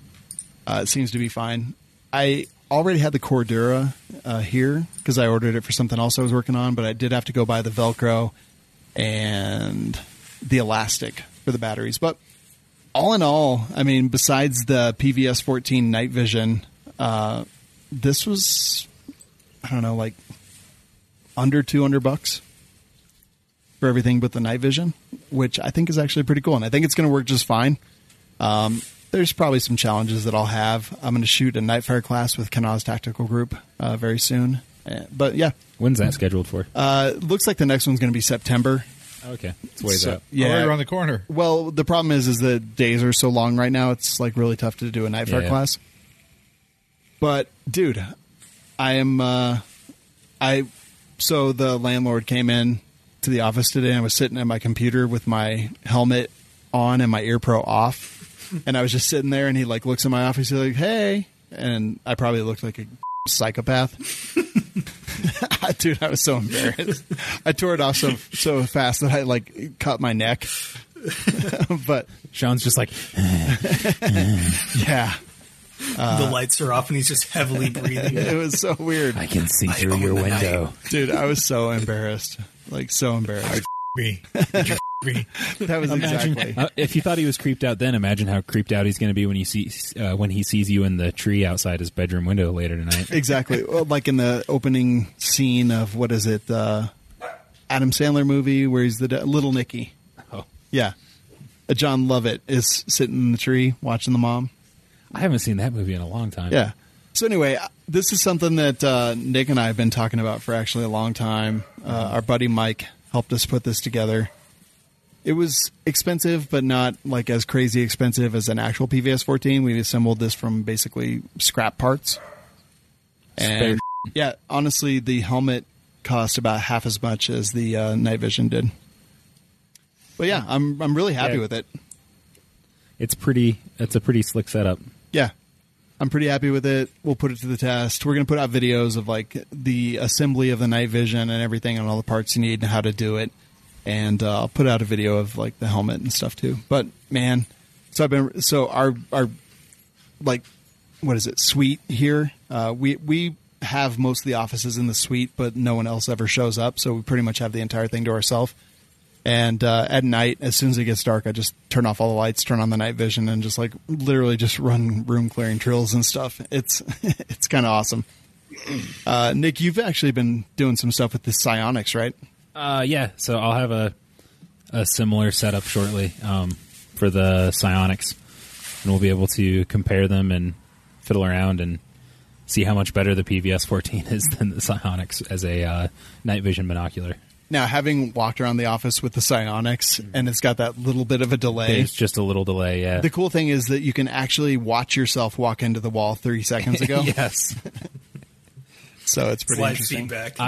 It is. I used it to make a cocktail, which was really dangerous because I would be like, and stop pouring.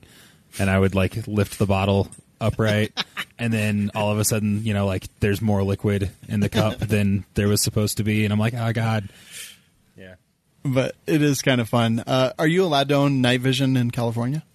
Yeah, the only part where it gets somewhat questionable is if you have a clip-on to the gun night vision, because there's like this whole like sniper scope thing. It's like this really weird, vague law that's if it's part of the gun and part of the scope, it becomes questionable. If it's also got like the illumination with it's a weird thing. But yes, like we can have like normal tubes and lasers, but I think it's a no if it's got certain characteristics on. Like if it's an IR light with an IR. If it's like a clip-on scope in front of your scope, like I know there's like some like night vision that clips onto the gun in front of your scope. I think that's like a no bueno. But you can have the IR laser on the gun and then your tubes. But I think when you have both of them on the gun, it's considered a sniper scope, which is like this weird, like no one really knows about that law, and that's something that I've been looking to talk about. But it's just like it's kind of a weird law that doesn't ever come into effect, and it's basically, I think it was written around like hunting issues, like they don't want people night hunting. But I'm like with all things, anyone that's going to poach illegally, you think they give a if they're adding on to a sniper scope law? And like you think they give a no, they don't care at all. No. And I do have the Holosun dual laser light. And that's dumb as because my buddy used to poach deer, and he just did it with a .22 rifle. Yeah, you got a flashlight and a .22. You just shoot him in the head. Yeah. Yeah. So yeah, and I also have the Holosun IR laser on the way, because I was talking to our buddy Mike, and I was like, so best way to shoot, like I have some optics from Swamp Fox that actually have night vision modes, and he's like, honestly, man, just get a laser, because it's like cheat mode. You can shoot from anywhere. Just point the laser where you want to hit and shoot. So we've got the Holosun dual laser / IR whatever on the way. I feel like a lot of people talk about like, oh, people are switching over to passive. I'm like, in the military sense, yeah, I'm sure they're starting to like have that's being more prevalent. But like, you look at the likelihood of a civilian using night vision, and then it's like, just run a laser. If you're in a situation that you're using night vision as a civilian, that's a very small use case. If you're using a night vision as a civilian against someone that also has night vision, and you're going to be running passive, that's so like, yeah. so like, you know, like night vision is dope. I would love to own some at someday, but like I'm not going to be like, bro, in a home defense situation, what if they have night vision? It's not going to happen. What if they have nods, bro? And if it does, it'll be straight boom. If they have nods, I'm turning on all the lights. Exactly, yeah. I'm going to burn out your laser tube, loser. If they have nods, they're probably cops. Yeah, like, you know, and I mean, as I've gotten bigger into the whole, like, gun industry, the odds of me ever needing a gun because I'm defending someone from breaking into my home, very small. The bigger I get, the odds of a cop targeting me because of red flag laws in the state of California, larger. You know, like, so for me, it's like, at a certain point, it's going to be more likely that I'm going to have to defend myself from the government than a random dude. Like, It's true. Someone asked if I use live rounds. I mean, yeah, the gun that I have everything on, I do have a loaded mag. Like, all right, so first of all, once the dude from Hawaii put my face and people tweeted our address, yeah, like I literally have a locked and loaded AR within just a couple feet at all times. But, yeah, I mean, I do train with live rounds in a mag, but they're not charged when I'm running around the office. And there's no one else here. The parking lot's empty, so. I feel like f***ing around with loaded, or like with live ammo in guns is one of those things that's like, I don't recommend it to most people, but like, I feel comfortable with myself if I unload a gun completely, drop the hammer, and then throw a magazine in it for the weight. If I'm like in my house, like I'm comfortable doing that because I know I dropped the hammer, and then but it's like it requires like I've got to sit down and be like, okay, I know exactly what I'm doing. This gun cannot fire right now. I have the weight, and over here, point gun at Venus. Yeah, like we over here pointing deagles at our Venus. So there's a Facebook. I saw an article about that. Like, yeah, I did too. Yeah, it's like, why are white men pointing the guns at their? I'm like, because they're on 4chan. There's a totally not gun related Facebook group that I'm in, and somebody was like, somebody posted a picture that had a gun in it, and a bunch of people freaked out. So somebody was like gun pointed at thread, and it was just like all these pictures of guys pointing guns at their just trying to piss people off. And some of them actually kind of freaked me out because a couple people posted videos where they like show that the gun is loaded and then like bounce the trigger on their finger while it's pointed. I'm like, no. Oh, that's but really like loaded chamber indicators on their guns. Where, like, you can see that the striker, like the trigger is pulled to the wall on a Glock. And you're like, no. But I have this really little 25 ACP pistol. So I unzipped my zipper and had that hanging out of my fly, and then I have a water gun that's shaped like a and I pointed that at the pistol and took a picture. Did you post that? I did. Dang. I must have missed that. No, I posted it in this other not firearms related group. Oh, okay. And I think some people were more offended by me pointing a shaped water gun at a pistol in my pants than they were at people actually pointing pistols at their. I think they were just so confused why you owned both of those things, and they're just offended that you exist as a person. Sometimes things just show up, you know? Like, the best part is, for a long time, we didn't have like a proper squirt bottle around the house, so we actually used that water gun to punish the cat. Yeah. No, get down. Yeah. And then we realized how unacceptable that would be if, like, you know, somebody came over and we actually went and got a squirt bottle. But. Yeah. So what I wanted to ask you guys real quick to wrap up my thing is, so that is clearly an airsoft helmet. Should I get like a ballistic helmet? Should I get it like a fast helmet? Non-ballistic, but like professional grade? Like, what should I do? Where should I go with this? I mean, you don't really need the helmet. No, I mean, like, I don't. I'm going to use it for training and, like, I don't know if the big igloo kicks off. Actual armor. Will protect you from getting hit in the head with a baseball bat. Maybe-ish. Well, if fine. Nick's wearing it, no, because he has to take all the pads out because his cranium is enormous. My dome is so big. But I mean, if it protect, I mean, basically, I look at those helmets as if they protect you from a fall or hitting your head severely, because from a slight bump. Yeah, it's called a bump helmet. It's a shitty bump helmet. But, you know, unless you're expecting to get shot in the head, you know, I think it's fine. Yeah. Are there any helmets that stop rifles though? Rifles? There's I mean, 3 yes, plus. but it's 3/8 thick armor plate steel. Yeah, they're heavy AF. So it's going to break your neck if you look too hard. Probably. Yeah. So add more batteries, Sean. Well, so the thing is like, right, like, I don't care necessarily about ballistic protection. Like, I have the helmet so that I don't look like a tool with just like the little straps on my head with my night vision. It's like it's a means to an end. Do you have your throat comm all set up? Hey guys, I'm ready. Well, not the throat, but I do have the ear and the radios and all that stuff. So I I've been looking at this stuff as well. What's kind of funny is I think we both started looking at this stuff at almost the same exact time. It literally was. But more or less independent. It was, yeah. So my first thought was I was just going to get a skull crusher, like the nylon webbing and stuff, because I was like, that should be cheap. And then I got to looking at it and I was like, they're like $70. So for like $100, you can get or a little more than $100, you can get like a surplus ACH, and then you've got to buy all the padding and rigging and stuff to go inside. But that's not too bad.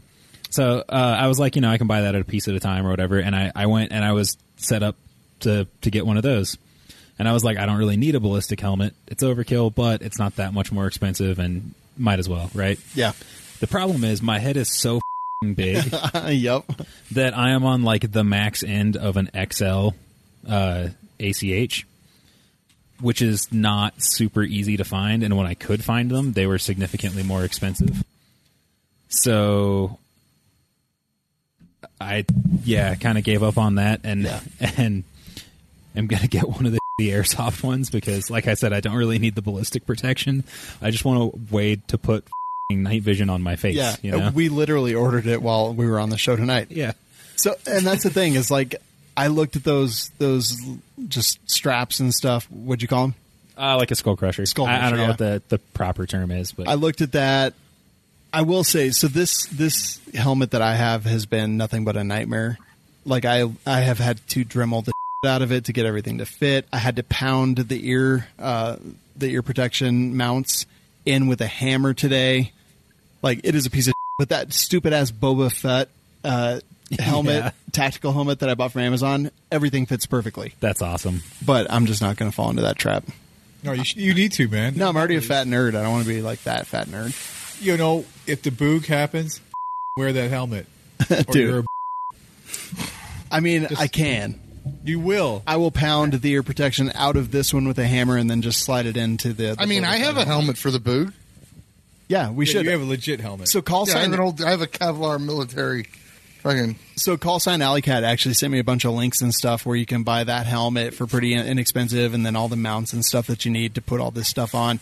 And I'm actually really considering that. I've got it in my cart. What's considered pretty inexpensive?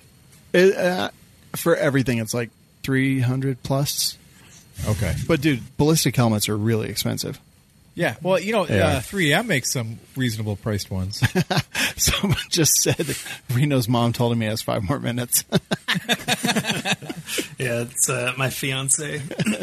Is your mom? That's so weird. Yeah, same person. California, man.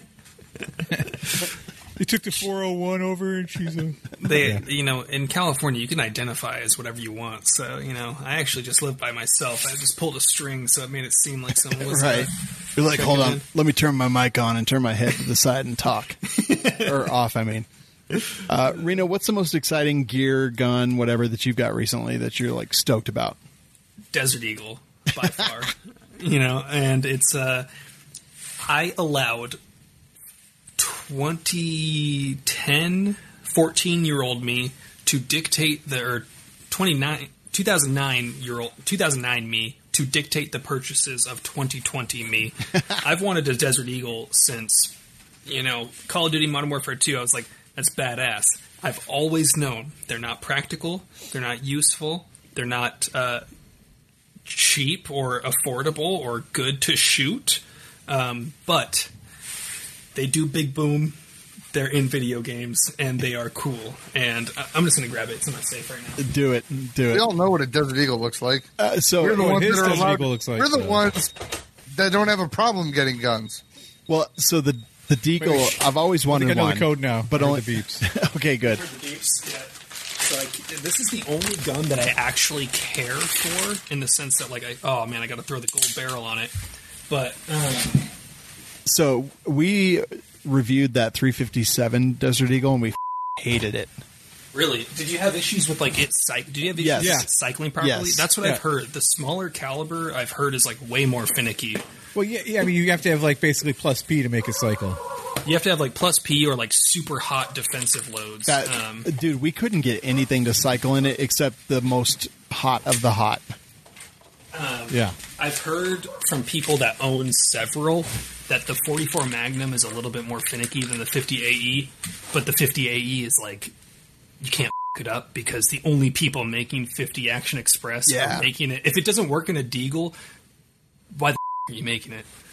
Like, agreed. You know, that's what other? I'm trying to think of any other gun that's actually chambered for that. I literally don't know a single gun that's chambered in 50 Action Express. Magnum Research BFR. Oh yeah, we talked about that recently on Double Tap. In 50 AE? Yeah, I'm pretty sure. Don't they have a 50 AE So version? Gold Barrel, I'm going to send off the safety, the hammer, I think the slide stop, and the trigger to have titanium nitrated to match the Gold Barrel. Nice. Just because, like, it's just so it's literally covered in CLP right now because it's the only gun that I don't want to actually rust. I mean, I don't want any of my guns to rust, but if any of them did have like a little surface rust, I don't really give a about a Glock. You know, you could replace those or Cerakote them, but this gun matters to me. It's so beautiful, man. Yeah, I mean, it's like it's so stupid. Like, you shoot the 50 Action Express, and it's like it's not nearly as bad as you would actually think. Like, I was expecting a lot more, but the gun weighs 4.5 pounds. I've owned an AR-15 that weighed that much. With an optic, using a Faxon Firearms pencil barrel. Wait, how much does it weigh? This gun, unloaded, 4.5 pounds. With a loaded 50 round, or with a loaded 7-round mag for 50 Action Express, it's about 5 pounds. That's how much my machine gun weighs. So my favorite part is I had that gun, and I'm sitting here talking to Sean, and I had my earphones on, and I had a cock back, and I released it, and the slide went forward, hit my cord to my ear pro, and it cut it in half. I'm like, what? Okay. I was like, I can't hear you. I guess I'm going out and buying some more earphones today. Yeah. But it's weird. Like, you shoot the 50, and it like cycles like super fast, and then you shoot the 44 Magnum, and I could like feel it go chunk. You know, because the slide is just so heavy. But yeah, I haven't had any issues with jamming, and I was like trying to, you know, like gangster, like, you know, kill shot sideways shoot it just to see if I could get it to like stovepipe. So apparently that's an issue. Is like, you have to like bear down on it if you're not shooting super hot loads. Yep. And that's the thing is like that video review that we did like 4 years ago. Like it has resurged a lot. We get comments on it every single day now. Really? And it's weird because it was terrible. Like we hated it, but every single day we get comments on it. I feel like I've heard a lot more negative things the smaller the caliber gets. Yeah. Whereas like when I hear people talk about the 50, they're like super reliable, like it's working. But I mean, that's because the cheapest ammo for the 50 is $1.50 per round.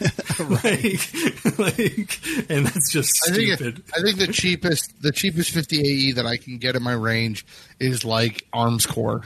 Yeah, it's the like a white and gold box with like the Black Mountain or something like that. Right? Wait, does Brownells have Desert Eagles? I don't think they do. I think they have the barrels, but you can build one, Sean. No, I don't want to build one. I don't want to build anything. I just want to buy complete. I've heard that the Control Pew, like deterrence dispensed from Control Pew, or I've heard from someone that's in the deterrence dispensed chat, is they're working on a frame for a Desert Eagle for 3D printing. No, thank you. And it's interesting. I'm interested, dude. I would watch Sean shoot it. We had that some Control Pew on the show the other night, and I somehow spent like $350 on a 3D printer. Yeah. Has it arrived yet? Yeah, it just got here today, actually. Nick's going to help me set it up tomorrow. Nice. What's the first thing you're going to print?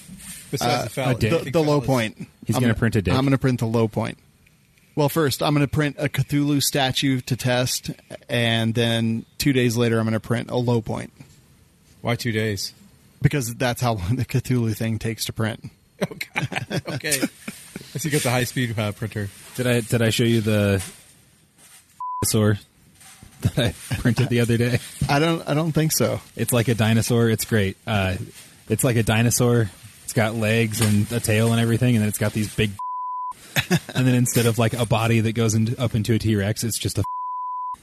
It's amazing. What's up with you and Nick? Okay, if you look at some of the places where you can get 3D models, like 30% of them are related. I just want to say, okay, so Nick, You have a squirt gun that's shaped like a. You just printed a. You made collage for Sean. You were the only one out of us that got to shoot the tactical. The tactical foregrip. It seems like you have some sort of thing going on. Well, he did print a dinosaur. Yep, it's pretty great. So one of the guys that are on the control that is on the deterrence dispensed Keybase Mongoose. He designed these quad mag holders for people that can only legally use 10-round mags in California or in other states. And they're pretty cool because in California, if you don't already have the 30-round mags, getting them is questionably legal, and some people aren't willing to risk going out and acquiring 30-round mags, or they want to be able to legally use them in their fixed mag guns. Yeah. But, I mean, it's a very limited use case kind of thing. It's like you have it for your nightstand gun, and you have ammo on it.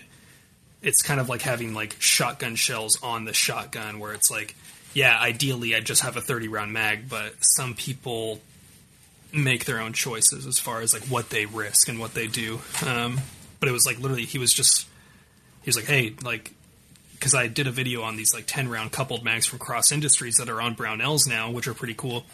And I was like, I really wish they did it like a quad stack. It probably wouldn't be the most popular thing because it is very specific for when it would be useful. Yeah. But, it's something that I think most people would want one of.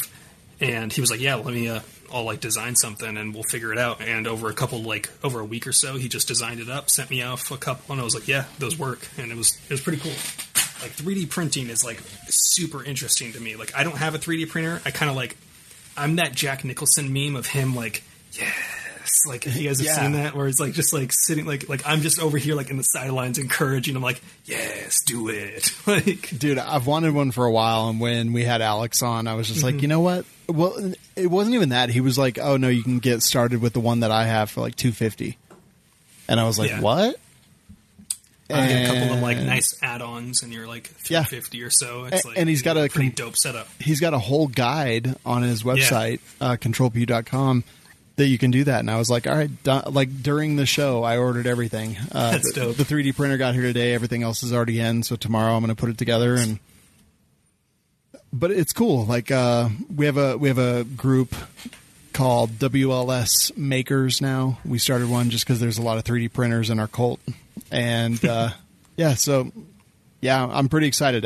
Nick's been doing it for a while now. He's printed some really cool a skull that was made from a scan of an actual human skull. Yeah. And a dinosaur. Yeah, lots of stuff.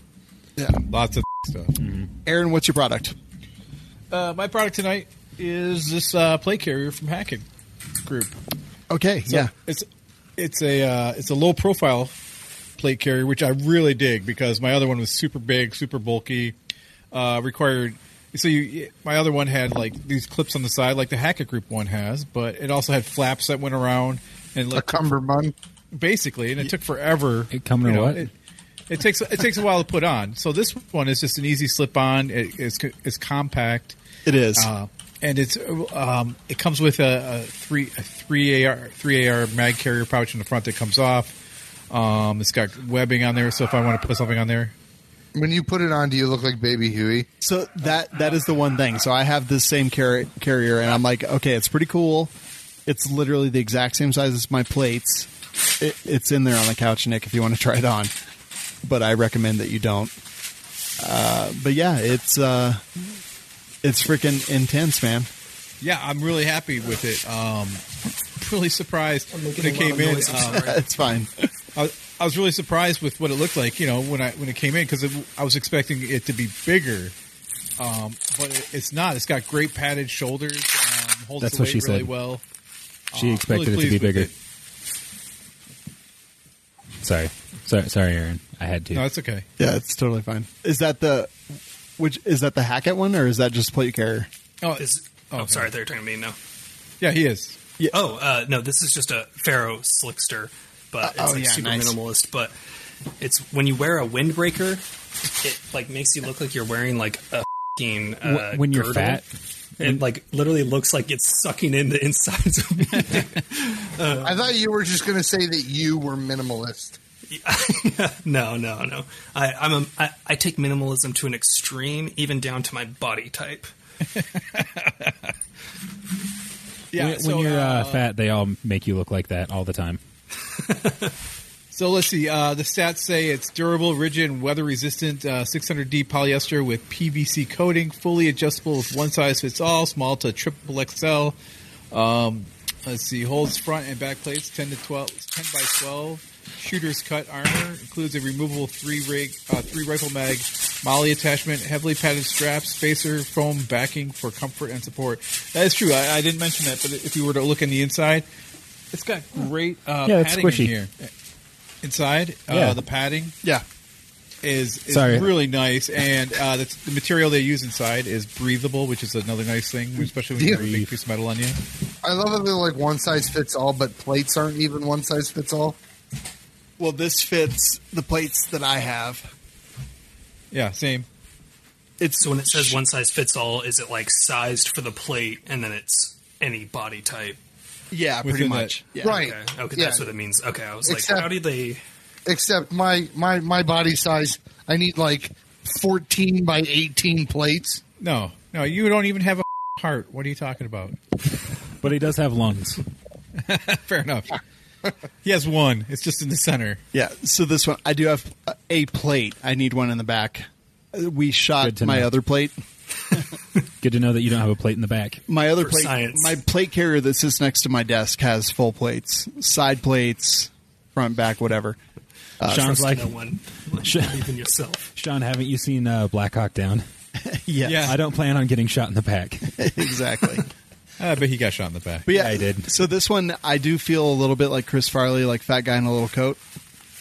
But at the same time, I'm like, this is nice and small, and I feel like I have mobility in that. The other one, I don't feel so much, mobility. Looks like a quarter on a watermelon.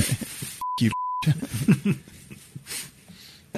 But yeah, the bigger plate carriers, they just you feel like you lose so much physical dexterity in how you can move. Do you? Because I don't. Well, yeah, because like something that would fit me that's oversized would probably be normal size on you. So I kind of like it, man. At first I was a little bit unsure, but I've been wearing it a little bit over the last few days, and I'm like, yeah, I kind of dig this. I see. It comes in like ahead. a multi-camish pattern. Yeah, that's OCP. Is that what it's called? Yeah, that's what they're CP calling it. Yeah. Camo. I'm down with OCP. I do want to say that I did not purchase this. Hackett sent it to me. Hackett is a sponsor of We Like Shooting. Yes. I just wish it came in black. In black multicam. I think maybe at some point. Or I think in gray. This is one of those things that they're testing. But yeah, I literally have it. I did order another plate for it. Should be here. Who knows? I didn't order it Your from UPS Amazon. guy must be busy as hell. Oh, right? dude. He's busy as shit. Yeah. What are you looking at, Nick? Your helmet. Oh, yeah. Yeah, you can get all tacked out, Sean. Oh, yeah. So tactical. Okay. When we going Call in? of When's the Duty night drop, vision. Sean? When's the drop? He's getting ready to be dropped behind enemy lines. He's going to be like, let's At go the to mall. we're going to be dropped off at what is it? Pizza. The Boneyard. We're going to the Boneyard, guys. See, It's gonna what's be hot landing. what's funny is that a lot of people talk about, like, you're going to go protect the mall or whatever. But one of the malls that we have here in town is so that this is just the way you dress when you go there. Yeah. It's protect yourself There's from so the much mall. Yeah. interference in the room right now. My ears are going crazy. Like, no kidding. They had, I think it was 2 or 3 shootings in the parking lot that were not related on the same day. What? Yeah, like nobody got hit in any of them, but like someone shot at someone else on 3 different occasions. Unrelated. Totally separate. same day. So, Sean, what was it like to be sucked into the Borg? Assimilate. Yeah. Oh, you can't hear me. Welcome back, Sean. Thanks. I was. What happened? I blacked out. All right, so Blacked out. the minimalist, the minimalist plate carrier here is going to be part of my the next topic we talk about. So When we move on, you'll hear more about it shortly. All right, good. Nick, Will tell those us. plates stop a knife? Yeah, actually, they're definitely. If they can stop a Unless I wrench, miss. they can dodge a ball. Don't miss. At first, I was like, "Sure, go ahead," and then I was like, "No, he'll miss on purpose." Just stab you in the. Nick, tell us about your gun. All right, let's talk about this gun. So, maybe I've talked about this before. I'm not sure. Sean texted me earlier, and he was like, "Do you have anything for Gear Chat?" And I was like, "Hold on, let me find something." And I was like, I have some stuff, but I'm not ready to talk about it. And he was like, "Okay, well, find something." And he was being like real mean and aggressive about it. Yeah. So I just kind of like looked around, and I was like, this was literally laying on the floor next to my bed because that's the way that I treat this. So I have this 1911. It was, there's literally like next to my bed, there's like the spot where like I have these pants, but I'm going to wear them tomorrow, you know? So like I'll take them off and like set them next to the bed. I have that same spot. Yeah, this is usually like in that pile, like, you know, with like a hoodie and a pair of shorts. Some Skittles, Yeah. iced tea. Underwear. Anyway, it actually looks better on camera than it does in real life. It does. Because I can see that the rust isn't visible very well on camera. Hold on. Let's see here. It's not very rusty. I mean, it's only because you've sanded the rust. Oh, everything's green screen weird. Okay. Yeah. I thought it was rust. Yeah, so... No, it's just blonde aluminum. blonde aluminum, yes. So this thing... Well, what is that thing? I got in a trade. It is a 1911, and it's a terrible 1911. It's the worst. Yeah, it literally is. I'm pretty sure it was put together with one of those super cheap Sarco kits that they sell for like $200, you know? It's like Did you trade it for 3 magic beans? Yes, I did. Yeah, this thing has like all kinds of weird casting marks, which is why it has all of these sanding marks, because at one point I was like, you know what? Like, it was cheap. Thank God. The trade that I got it in, like, what I traded for it was not worth much. So, like, I'm just going to go through and do my best to clean it up. And then I got, like, 4 hours into trying to clean the slide up, and I was like, this. Yeah, because it's like the more you would buff it, like you'd see more pits. Yeah, or, like, weird casting marks in places that you wouldn't ever expect to see casting marks. There's that liquid aluminum, that liquid aluminum flux I've been seeing on those ads on Facebook. You can just pour it all over there and just sand it off, fill in all those little holes. Just flex seal that. I will say, like, the trigger could be worse. I mean, it's a 1911. Even when they're bad, they're good. That's true. Grip safety, of course, doesn't work, which, like, isn't that big of a deal for me, except that the frame, like, overhangs the grip safety. As long as it doesn't work in the sense that it's not safe and it still shoots. Yes. I haven't shot it. I'm afraid to shoot it. Oh, I want to shoot it. We did put a case. It doesn't have sights. The guy that I got it from claimed that the dovetail on the slide was not to spec with any rear sight that he tried. Haven't you seen Aaron Cowan? You don't need sights. Yeah. Where we're going, we don't need sights. Exactly. I did put a primed casing in it just to see, like, I was like, I don't even think this will go bang. And it set the primer off, and I was like, oh, wow, it goes bang. That's even scarier. I feel less safe or more safe? Yeah. The extractor appears as though, like, it went partway in, and then they just beat the shit out of it with a hammer. So it's all, like, mushroomed out. I did take the firing pin and stuff out to check it out at one point, and the little firing pin stop is like I had to use a pin punch and a hammer to like bang it out because it's so tight in there. It came with one of those full length fixed guide rods that has like the double spring kit on it. Yeah. I can't remember who it is that makes the. Is it like Ed Brown or something? And that. What blows my mind about that is that those kits are like $40. So that gun's worth $42. No, $240. Yeah. So yeah, I think about the only thing salvageable on this is like the frame, the grips. The grips are all right. They're just like wood GI grips. You know, they're fine. The grip screws look okay. I think pretty much everything else I don't trust. It is a Caspian frame, so that's all right. So yeah, that's pretty good. I think this is probably going to be a slow project where I basically throw everything out and start over with like the frame and grips. I love that I texted you because I was working on the show notes and I was like, "Do you have gear chat?" And you're like, "Hold on," and that's what you came up with. Yeah, I got this piece of hot garbage. Oh yeah, I just took the guide rod out and threw it away. Well, I didn't throw it away. I threw it in a box of random parts because it was like the slide to frame fit is not great, but for some reason the way that guide rod sat in here, it made it like the crunchiest, nastiest. It was like when you would try to pull the slide back, and without it, it actually moves like sort of okay-ish. But yeah, I think it'll be interesting. Now the question is, do I stick with 45? Do I go 9mm? In this, Just to make it cheap to shoot? It needs to stay in the God's caliber. Make it a 32. Should I do 32? 38 Super. Or 38 Super, yeah. And then What the? there's no there's guide no rod spring. Okay, I was like, nice gun, Nick. Yeah, no, I pulled it out and was like, no, not this. And then the other question is, do I stick with like traditional GI, like an A1 build, or do I do something with like modern sights and a little more updated with like a beaver tail and stuff? The things that I have to decide. Yeah, you know, it's really tough. It's really weighing on me. I almost heavily. gave you an idiot mark. Sorry. Oh God, I would be so sad. I mean, I took this thing to a belt sander to try to smooth some of it out, so I don't think an idiot scratch is gonna hurt anything. Conan says, "Go modern." Go modern, huh? Jeff Conan says 10 mil. Eric says 38 would be Super. fun. 25 ACP, you know.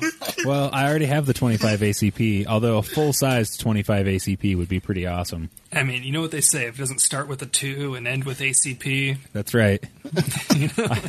Personally, I that's what find it says, right? I That's find the saying. that the 25 ACP is a little much for me, so I actually prefer the 20 Yeah. ACP.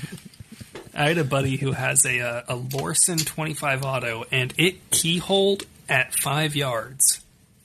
I you not keyhold at 5 yards. Nick, you have something that'll do that, right? Do I have something that'll do that? I mean, probably. What's that tiny little thing you have? That 25? That is a feature. Yeah, I don't. The bullets tumble. Yeah. It just I rips don't- you up, and it bounces around.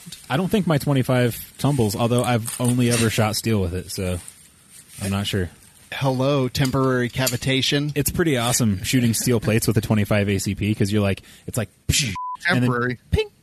It's just the quietest little ping, but you're like 10 feet away, so you know. Like we could record the audio of shooting steel with a 25 ACP and then claim that we're shooting a rifle at like 1,200 yards, Right. because it's so distant sounding. That is true. God.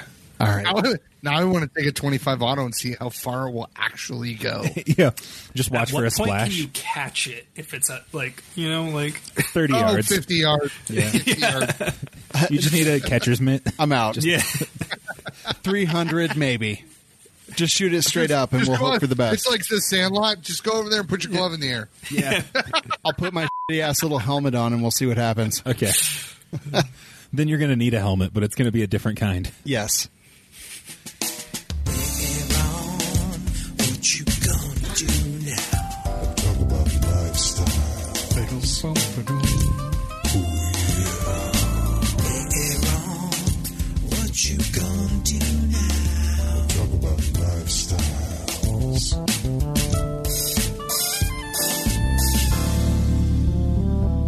Brought to you by Brownells.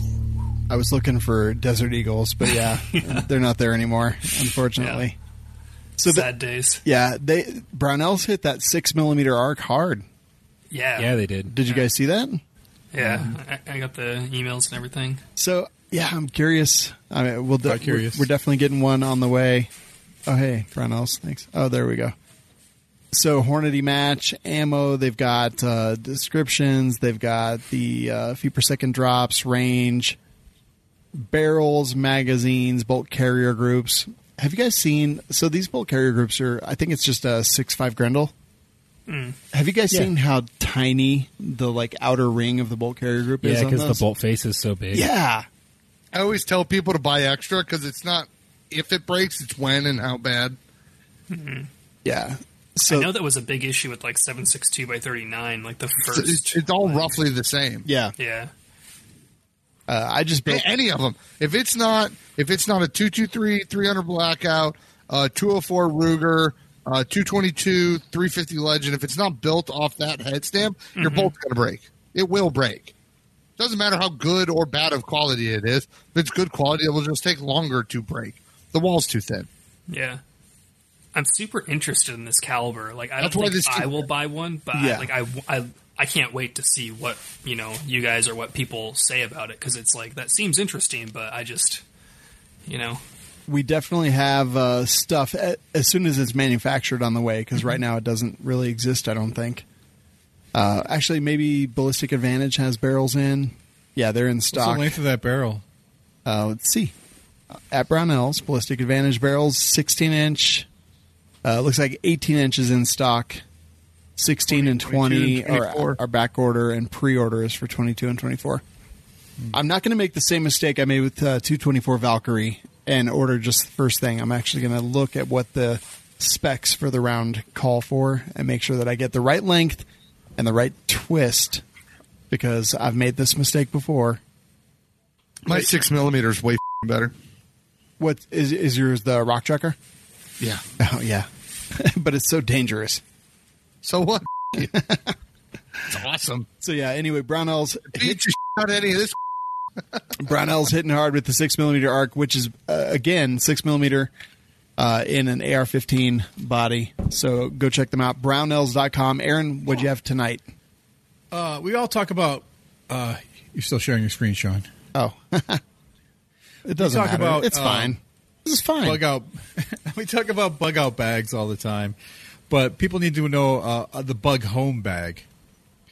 A lot of times, if stuff starts going south, you probably will not be at your house. You could be at work.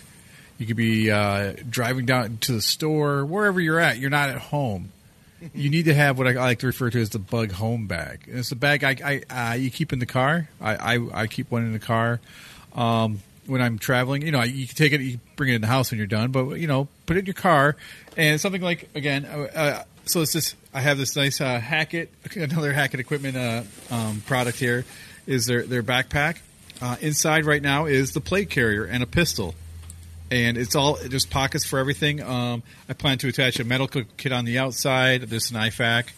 And basically, you keep it in your trunk, you keep it wherever you can secure it, and you feel comfortable with it.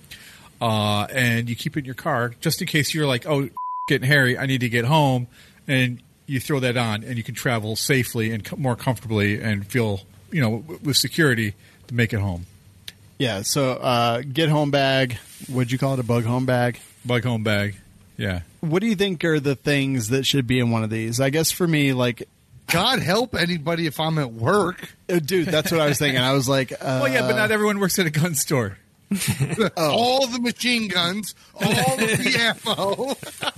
Actually, I need a bag that gets me home to get my family to get back to the bunker Yes. that is my gun range. I'm like, honestly, like, so medical, Yes. a form of arms, like you mentioned already, like maybe some armor Yes. would be nice. And these small plate carriers are probably pretty good for that. Yeah, and it fits in the bag perfectly. Dude, my big plate carrier is like so big. Yeah, exactly. So It that does, yeah. So it would fit in a bag, and it's nice. It's compact. To keep it in there, it's inconspicuous because of the size. comms. Comms, yes, definitely. Maybe a battery charger for your phone in case you're held up for a little while and you can't get back home and you Yeah. have to ditch your car. Reno, what do you think? I think so. This is something I've told my channel before. The only time I've ever thought to myself, like, I wish I had body armor right now, was when Sonoma County lit on fire and we had to get the hell out of there. And it was one of those things where it's like, it wasn't full blown disarray of society, but it was like, this is definitely like the point in time where like things could pop off. And I was like, I would want to wear body armor that I could conceal under a jacket. And so, like, for this is a pretty slick setup. If you don't know me personally and I was wearing a jacket over this, Like a windbreaker? if I was wearing a windbreaker without the mags in it, you wouldn't really know that I was wearing body armor unless you're, like, looking for it, you know? But in the same way that, like, no one notices your gun unless they are looking for a gun when they look at you. Yep. So, like, having some sort of, like, concealed or, like, gray man, like, get home kind of thing, I think would be, like, the ideal setup, or, like, the most likely you would actually want this and it would be helpful. So, like, I really like those, like, backpack panels that I know, like, Vertex has, or, like, for their bags that, like, integrate into it, because that gives you a little bit of protection from basic handgun threats. I know there's, like, AR-500 backpacks that have their, like, soft body armor setups with it, and that's super cool. I've put a lot of thought recently into comms, because I have a few people in my area that I'm like, I would love to be able to communicate with you guys so we could meet up. But it's just one of those things that we have to, like, put more thought into, because, you know, when Sonoma County burnt down and everybody's on the phone trying to figure out where to go, the cell phone lines are, like, unusable. Yeah, you know? completely. It's like being at a festival where everybody's on their phone, and you have horrible cell service. It's just, Who goes I would to love to be able to festivals? just, like, I mean, you know, People that wear I'm dressed. windbreakers. the people that wear pink and blue windbreakers do. So, like, radios would be super cool. It's just something I haven't quite, like, dove into yet, but yeah. Yeah, so for, like, radios, I've got, like, a bunch of Baofeng UV82s, and I've got a lot of them, and I have a GMRS license from the FCC. Like, honestly, like, end of the world, don't care at all, but in the meantime, Yeah. if I want to practice, I have that. And so that's like a business license that you could, like... Well, no, it's Or- like or a it's like it's like a public channel kind of license. okay, There's like a few channels you can use. It's not ham per se, but it's very similar. You just can't use as many channels. So yeah, like I've got stuff like that, but then you're limited by geography and repeaters and things like that. And yeah, I mean, it depends. Like if you want to spend thousands of dollars, it's super easy. You can get shit like that. If you don't, then you want ham radios and stuff like that. And Go ahead. no, and it's difficult to use them, honestly. So, Like, in terms of getting the signal to reach where you want to go? well, just Or- to turn it on and actually be able to do something. Like I have, so I have cheat sheets that have channels, code names, like everything. We constantly change channels because they're public, and I've got all that like written up and laminated. So if people are, like, occupying channels, and you're like, we can't use this in the event of emergency because Joe Schmo Exactly. is always on it. yeah, exactly, and we're constantly moving channels and things like that, and I've got that all listed because I have a tiny understanding of those kind of comms, but my family has no understanding of those comms. So I've got cheat sheets for all that. So if the shit hits the fan, I drop off radios to the family with the cheat sheets, and then we can communicate within a limited radius. But yeah, man, it like, dude, the comms, that's like a huge thing, and it's really hard to solve. Yeah, because I feel like, for me, like, a realistic... Like, I'm trying to think, like... I live in California, so fires and earthquakes, like, basic natural disasters that could lead to, like, hey, like, we gotta, like, get out of this city and, like, go meet up with our friends down over here. But, like, I would want to meet up with the people that live just a couple miles to, like, 10 miles away from me. And it's all fairly flat, so it's like it would take experimentation of, like, what would actually work in the area. Yeah. But yeah. Yeah, and you know it doesn't cost a lot to buy like a case of water and just keep it in your trunk. Yeah. You know, But then you got to worry about, like, what is it, PCBs and all that stuff, like when Dude, sun no, hits because the water. And you're not really worrying about it because it's not being hit by the sun if it's in your trunk, so it's not going to be breaking down the water. yeah, but I don't have a trunk. I have a Jeep. Yeah, but you could just throw a blanket over the top. Oh, I don't know, man. I don't have a Dude. blanket. One of those metal jerry cans. Right. Right. I mean, buy like one of those metal or glass, like seem like the glass container right there. I'm sure I could find some water in the back of my Jeep. Yeah, I'm sure there's just, some there. You know, just things you'll need. Again, medical is good to have. Water, obviously good. I don't think food's a huge deal. You know, you can always eat another human being if it comes down to it. Yeah. Plenty of those laying to get around. home. Yeah. You know, it's gonna be 45 minutes. Oh, dude, yeah. Jim, I'm Like, sorry. it's a good thing Nick left because I'm starving. Yeah, I mean, but just the stuff you're going to need to get home. And you know, here's the thing: is if you think you're going to pop on a police scanner and hear what's going on, those Baofeng, is that the correct term? Baofeng? Baofeng. Yeah, the radios. A lot of police have used. They moved to They moved to the 900 megahertz frequencies, and these only go up to like 800 and something. So, Yeah. or they're at lower frequencies, so you can't reach them on these radios. Apparently, my area actually is still like the average person can listen in on them. Yes. Which is like, that's just something that random that I learned from one of my subscribers the other day. They were saying that they haven't like encrypted or gone digital or gone to the higher frequency yet, so the average person can listen in. Yeah. Well, I some was doing places here too. when I was doing some surveillance work, and a police officer came up and asked me what I was doing, you know, and I told him what I was doing, and he's like, "Okay, well, I'll call it in," but he used a different frequency than the normal one, so you couldn't hear it on scanners. Yeah. Interesting. That is interesting. Yeah, so, yeah. I mean, he's like, "Yeah, I got you that job. you did too." Dude, it was an easy gig, and I caught the guy. So. My guy asked me, and I was like, "That's not my bag, man." I'm like, "But I know a guy. Yeah. he's shady as." I pissed in a bottle for 3 days, dude. That's awesome. Made good money on that job, though. Yeah, I did. It was good stuff. Reno, I think you got to take off, right? Yeah, I'm going to take off. This was super cool. I really enjoyed it. This was awesome. And I just want to say thank you to you guys for having me on. This was really cool. Pleasure was ours, man. Remind people where they can like subscribe and follow you and all that stuff. Yeah, YouTube, it's just youtube.com/RenoMay. Instagram at Reno_May_Guns. Twitter, RenoMay94. But YouTube is really where it's at. So yeah, thank you to everyone. I hope that you guys have a great rest of your live chat, and I'm just very happy to be here. Thank you. Thanks, man. Hey, thanks for coming, what's Reno. your Patreon? Where can people find that? I think it's just patreon.com/RenoMay, and it's in the description of all my recent videos. And then we also have a Discord, but that's kind of new, but that'll get up and running, and we'll get that going. Very cool, man. Thanks for being here, man. It's been super awesome, you. and thanks for doing what you do for California and just everybody, really. Thank you. Yeah, hopefully we can all kind of push the culture in a good direction. Hell yeah, man. Keep up the good work, buddy. Thank you.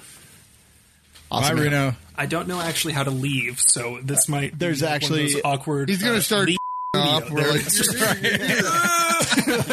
I'll be like, bro, you didn't have to leave. We've been doing it the whole time. I just got to get more subtle, right? You keep know? it under the Yeah. camera. I'll just shift up, you know. It's too easy. Oh no, my camera fell. I wonder if that- What was that on your ceiling, Jeremy?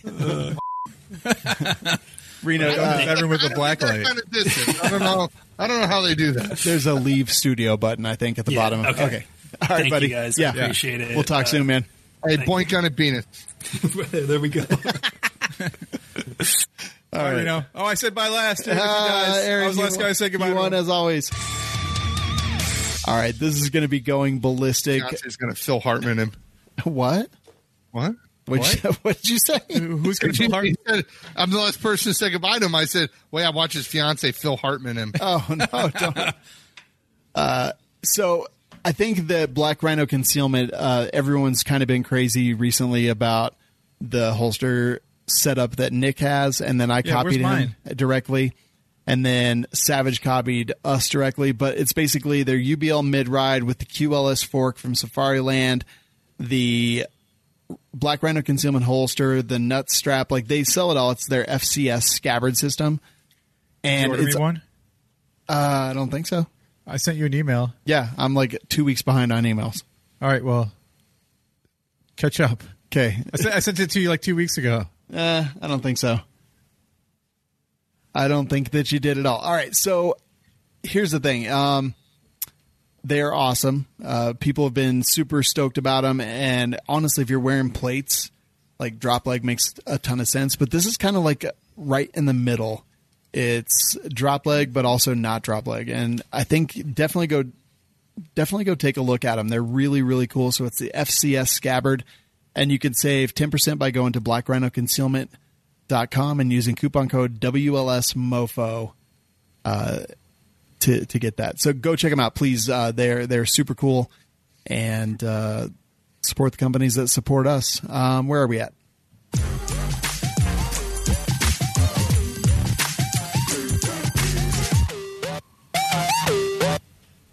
All right, so it's going ballistic without Savage 1R, which is always my favorite thing. I was going to say this show was going to be pretty bombed till Aaron showed up. No, I'm glad Aaron's here. Like, we got rid of all the dead weight. Savage and Aaron aren't here. I can leave. No, Okay. you're fine. I You're can fine. go. All right, so I changed a bunch of the verbiage that Savage put in here because he's a freaking commie. First of all, Tom Arnold. Do you remember him? Yeah, you married Yeah. Roseanne Barr. Yeah, okay, first of all, he married Roseanne, so I literally don't care about anything else he says for the rest of his entire life. But him and Rob Reiner, do you know who Rob Reiner is? Yeah, he's a TV producer. Yeah. Aaron, good job. Thanks. But they volunteered to kit up and go protect protesters, so I put in the show notes a link specifically to it, and I'll throw it on the screen here in one sec. There we go. Oh, man, I'm not using night mode. That's sad. So he says the Second Amendment is for everyone, including black men with long guns, but it's time for us white liberal men to stand up for our brothers and sisters, borrow our dad's hunting rifles, and go nose to nose with Trump's gang of misfit tools. Let's do it, at Rob Reiner. Hashtag Black Lives Matter. Well, I guess at this point I don't really know what else to say. So Tom, The point is, he was a huge anti-assault weapon guy. Made a lot of tweets back in the day about that. Yeah. So here's the thing: is like Tom Arnold is a little bit of a psycho. I don't know if you follow him or not, but he's a little bit crazy. Nope. But what do you guys think about this tweet? Like, it's time for everyone, including black men with long guns. Or I'm sorry, 2A for everyone, including black men with long guns. We all agree with that. I want black people to have guns, so when the drug dealers and the bangers down the hall threaten them, they can kill them and lower the crime in the goddamn black community. Yeah, I get totally rid of all agree. the pieces. Protect yourselves. So he says it's time for us white liberal men to stand up for our brothers and sisters. Like, yeah, it is about time. For sake. And borrow our Yeah, but dad's we're not hunting your rifles. enemies. Yeah, that's where I have issue with it. Borrow our dad's hunting rifles and go nose to nose with Trump's gang of misfit tools. Like, who the are you talking about? Are you talking about cops? Because your dad raised a and you don't have your own. Yeah. Wait, I was like, how old is his dad? Dude, honestly, I'm pretty sure that Tom Arnold can't legally own a gun. Like, hasn't he been adjudicated mentally defective? I mean, marrying Roseanne automatically does that, right? Oh, by the way, have you heard her on Joe Rogan? She's insane. Oh, she can be funny, though. She can be, but Aaron can be funny. She's funny way more often than Aaron is. Aaron's Whatever. funny. Aaron's funny. I'm funny all the time. Yeah, so I see Savage tweeted, don't be a mooch, get your own. If this has happened before, it's happening now. It will happen again. Welcome to being labeled a animosexual who wants to murder children. There's a lot of men, women, people of color, and LGBT in our ranks. Well, whatever. But yeah, like, I will say that the reason I brought up the story is because I really want to point out that, like, there's a lot of people realizing that there's no one out there to protect them. There's no one out there to take care of them. There's no one out there who's going to, like, answer the call when they need somebody, and that their safety, their protection, their future is all up to them. And I'm so good for that, actually. Like, that is a fantastic thing, and I'm glad that more people are seeing it. And Tom Arnold, like, honestly, man, it is time. It's time for you to fucking do it. But go buy a rifle, go buy a handgun, and be a good 2A person. Like, that's why we have guns. We have guns. The problem is, you can go borrow that rifle all you want. I'm just going to take it from you because I actually know how to work mine. Yeah, but what if we weren't all on the opposite sides? What if we were all on the same sides? If that's your point, is to fight me, you got 30 years of fucking training to catch up on. Well, dude, if his whole thing is to fight us, like, that's a stupid mistake. But I am seeing this more and more. And we're seeing it with people like Jeremy. You turned a lady completely libertarian. Well, she was already conservative. I turned her libertarian. Nice. But yeah, I mean, good for you, Tom Arnold. Good for you, Rob Reiner. I still think you're both, but you're moving in the right direction.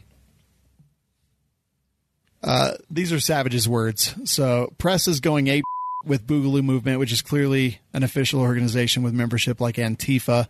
This comes to us from JS Online, and we've been seeing this just so much lately, and I'm like kind of sick of it. Even I've been the face of the racist movement, according to this Jay Reese, FB Hawaii, whatever the his dumb name is. He posted a 13-tweet thread talking about the Boogaloo movement, and ever since then, everything has gone absolutely insane. The media is talking about people wearing Hawaiian shirts being white supremacists and things like that, and I'm like, that's not what this is about at all. But let's see. There's a group in Las Vegas. A complaint was filed in U.S. District Court in Las Vegas on Wednesday that said men self-identified as part of a Boogaloo movement, and that they were arrested Saturday on the way to a protest in downtown Las Vegas after filling gas cans at a parking lot and making Molotov cocktails in glass bottles. But so here's the thing. At any point, Aaron, and I'm definitely interested in your opinion here. At any point, have you been like, oh, the Boogaloo or the Hawaiian shirts, it's all completely racist and that's what it's about? No. Me either. Like, to me, I'm sorry. There's nothing else to expand on. Yeah, no, it's I agree. Not racist. And to me, like, the whole Boogaloo thing is not about that at all. And don't let the media perpetuate that. If you're out there and if you are like down with the boog and you're out, like, post about it. Like, challenge these idiots and challenge them on their comment section, on their social media. Be polite, respectful, but explain to them that it's not about white supremacy at all. It's 100%, without question, about rising up against a tyrannical government. And these protests that are going on, these are people that want to rise up against a tyrannical government. They're rising up against what they see as a tyranny of race, tyranny of whatever. The people that are rioting and looting, they're complete but the people who are protesting, like, they are rising up. And honestly, Boogaloo is exactly that. That's exactly what it is. We're more on the same side than anyone realizes. And I constantly say to my friends who are a little bit more left leaning, I'm like, we're pretty much the same person. We have very many of the same views. We may differ in a couple places, but we're basically the same people. And if you talk about the protesters that are out there and the people who want to talk about like Hawaiian shirts or wear Hawaiian shirts to signify like rising up against a tyrannical government, like, we're closer to being on the same side than I think anybody realizes. And don't let them paint this. Like, don't let it happen. Like, you're out there hearing our voices right now. Like, don't let it happen. Don't let the media paint this as racism, because that's not what it's about. You know, that's not what it's about. I know that it's not what it's about. Even Aaron and Savage and Jeremy and Nick, they all know that's not what it's about. So don't let them do it. Aaron, what are your thoughts? I think we should just stop listening to the media label stuff and just figure it out for ourselves. Nick, is the Boogaloo a racist movement? I don't believe so. No. Do you believe that there are racists that identify with the Boogaloo and wear Hawaiian shirts? Sure. Yeah, I agree. There's also like racists that wear plate carriers and black hats, right? Yeah, I'm sitting next to one. Wow. Yeah. Yeah, I didn't expect it to go there. Hashtag. Wow. So I do a hashtag. Jeremy, what are your thoughts on this? Hashtag. They're just trying to paint. I mean, Boogaloo boys, quote unquote. You know, like I tell people, they're more hardcore libertarians than anything that I've seen, and most joke and a bunch of meme lords. And the ones that actually are going to do anything just want to be left alone, and everybody else to be left alone, and the government to off. But it's the left painting the right as racists, like always. Yeah. I will say, honestly, that all the media suddenly latching on to this whole Hawaiian shirt, Boogaloo is racist, MAGA. Like, I feel attacked. Like, I'm like, holy this is a coordinated effort to discredit a thing that they should very well be afraid of, because honestly, rising up against that tyrannical government is rising up against that kind of nonsense. And it's a big deal, man. Like, don't let them do it. Don't let them do it. Wear your with pride. Wear your with honor. I think that's important. And honestly, just Hawaiian shirts are good for fat people. They are. They really are. Yeah. It's like the moo-moo for fat men. It is. Sorry. Next story. Elmer Fudd and Yosemite Sam to not have guns in Looney Tunes reboot because of gun violence. This is kind of a direct result of HBO Max is going to reboot Bugs Bunny and whatnot. And like I just said, Elmer Fudd and Yosemite Sam are not going to have guns in it. said the show cited gun violence as a reason for the change, and some of them may have gone a little bit far, so they might come out in a different format, says one of the head honchos in charge of this reboot. Is fucking stupid. Nick, what do you think? I think it's kind of dumb. And you said it's going to be HBO doing it? HBO Max, I believe, is where these are going to be. What is HBO Max? HBO Max is a brand new HBO property that just launched, and it's actually kind of shitty. I fucking hate it. So I got it automatically because I subscribe to HBO Now. And yeah, it's kind of dumb. Like, there's not a whole lot of great movies or anything like that. So I just assumed it was like HBO and Cinemax joining. Yeah. It just, like, HBO, the channel that gave us softcore and The Sopranos, is going to get all high and mighty now. Yeah, well, they're not going to have guns for Elmer Fudd. In fact, in one of the... Like Deadwood, man. Right. The word and murder, like, nonstop for an hour. Yeah, so Elmer Fudd has a scythe. Game of Thrones, incest, rampant incest with murder. Look at him. He's trying to literally chop the rabbit in half with a f***ing scythe, normally used by death in pop culture. Oh, and then he got dynamite in his mouth.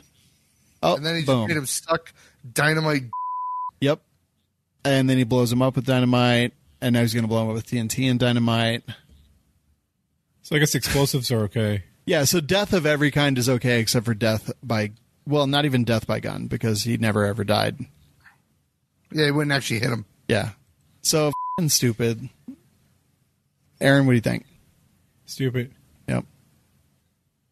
I agree. Racist weirdo sees Arabs protecting their store with guns and threatens to burn it down because they don't. Whoa, dude! Arabs. This is the lady. I'm going to play this real quick. I'm going to put it on screen. 75th and Stony, across the street, they let these people come outside with their AK-47s. AK-47s to protect their stuff from black people. They ready to kill black people. The Arabs, the fake-ass Ramadan. They got M16s, AK, with they peoples out here. Everything, y'all. Look at this. They got AKs out here. And I'm going to get my cousin that's a police officer right now and ask him, are they legally able to carry these guns like this? I need to know. Is they legally able to carry these guns like this? I'm calling my cousin that's the homicide detective. And you tell me that the that don't live here. They don't live here. This is not a United States citizen. And he is sitting outside with a whole AK-47 ready to blow his brains out. In a fire. But they say they from America. I completely agree. So basically she continues on. She's like, they're ready to kill black people. They're ready to defend. They're not Americans. And just because black people want to break in and take their they're like awful. And she starts screaming about Ramadan. And they don't live here? I'm pretty sure they do live here. Yeah, no, I'm pretty sure they do as well. Like, but okay, so let me break this down. Break it down for us. She is complaining because they're defending their place from looting, and she thinks that they shouldn't be able to defend their property with guns because black people just want to, and this is her words, not mine, because the black people just want to loot and take whatever. And that she is mad because they are going to defend it, and she thinks they shouldn't defend it. Would you ever hear that interview where the black person, some dude smoked some dude trying to rob him, and his sister or cousin or some community speaker was like, how else are we supposed to get clothes for school? Whoa. What? Like, holy man. Remember the woman that called the cops on the black guys that were having a barbecue in the park? Yeah. If you got her and this chick together, who would call the cops first? Dude, oh, God, it'd be great. She's going to get her cousin. The other one's going to be carrying it out. Like, so this would be great. Dude, so this lady, she eventually drives down the street and finds two Chicago police sitting in their car at somewhere. And she keeps screaming the same way, talking about they got AKs. You need to come with me right now. I want to know how this is possible that they're going to defend their property against looters. They just want to shoot black people who are trying to take whatever. And the cops are just like, what the f*** are you talking about? And eventually she drives off talking about the cops and the people defending their property because apparently she thinks that people should be able to take whatever they want. Yeah. That's pretty impressive. But here's why I wanted to actually talk about it. I could have deleted this, but the reason I want to talk about it is like that attitude, exactly like you just said, of like, you know, we just want to loot and do whatever, and how dare they defend their property? Like, holy, like, how do you bridge that gap? Like, how the with a bullet to the forehead. Okay, probably, but like ultimately, like, how do you take somebody, this lady, probably not alone, but like, how do you take that attitude and like be like, look, you know, snap the out of it? Like, are you stupid? I don't know, because there are people like that I've known who are just that dramatic about everything. You know, like any little thing, like anything that they see as even remotely different or threatening or scary in some way, they freak out. And I would not be shocked if this is one of those people that just looks for. I mean, she clearly didn't feel too terribly threatened because she hung out there on the corner with her window down, yelling about Arabs with AKs for quite a while. If she was genuinely afraid, she probably wouldn't have stayed there for too long. This reminds me of a really important life lesson that I learned at one time. So my grandparents, they like started businesses, and they were really well off. Not rich per se, but definitely well off. They sold like their potting soil plant to a company called Hyponex, which did tons of potting soil and things like that. And they owned snowmobile dealership. Like they just did well, and they had a ton. And my grandpa had like all kinds of heavy equipment and things like that. And I remember at one point somebody in the family, like that had married into the family, their father had borrowed a piece of heavy equipment from my grandfather, and my grandpa did it because, you know, like that was just what you do for family. And the person never returned it for like a long time, and we all kind of tried to get after them, and they all did it. And I remember at one point, this person that borrowed that, and I'm leaving this pretty vague just because I don't want it to hurt feelings in the family, but they eventually said, why is it fair that he has so much and I have so little? Like, why is it fair that he has this and I don't? Did you give back the stuff or no, Sean? Yeah, eventually they got the stuff back. But you gave it back then? Oh, no, it wasn't me. I remember that, and I remember hearing that, like, why does he have so much and I have so little, and thinking, like, go yourself. And this is a person that I actually, like, had a lot of affection for, but I was just like, you, man. Like, you do not get to, like, he did that because he worked really hard for it. And not, like, maybe you worked really hard for what you have, and maybe it just didn't work out the same way, but like, you don't deserve what he has because he worked hard for that. Like, dude, my grandpa is still working right now. Dude's like 9,000 years old. Well, yeah, if he's your granddad. Yeah. And, I'll never forget that. I'll never forget, like, why does he deserve it if I don't? Why does he have so much and I have so little? I'll never forget that, and it really stuck with me. And like, I hear it in my head all the time, and it drives me to do more, and it drives me to do better, and it drives me to never have that feeling of. And again, like, this is a person that I had a lot of affection for, like, but it reminds me to never get that state of mind, to never do that. And it was a really valuable life lesson that I'm not sure anyone else even noticed or paid attention to, but I did. And it stuck with me, and it sticks in my head all the time, especially when I see stuff like this. Like, why do they're not citizens, they got AKs. Like, why should they be able to defend what they have when all we want to do is just take their. You know what the question should be is, or not the question, but the sentence should be, they have so much and I have so little. How do I do that? Yeah. Yeah. I mean, that would be much better, right?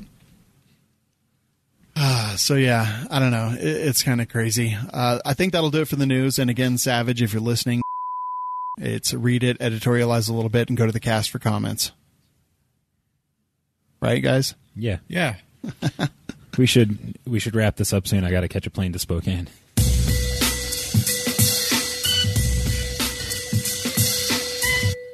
it brings us to the last segment. But before we do, I want to talk about Polymer 80.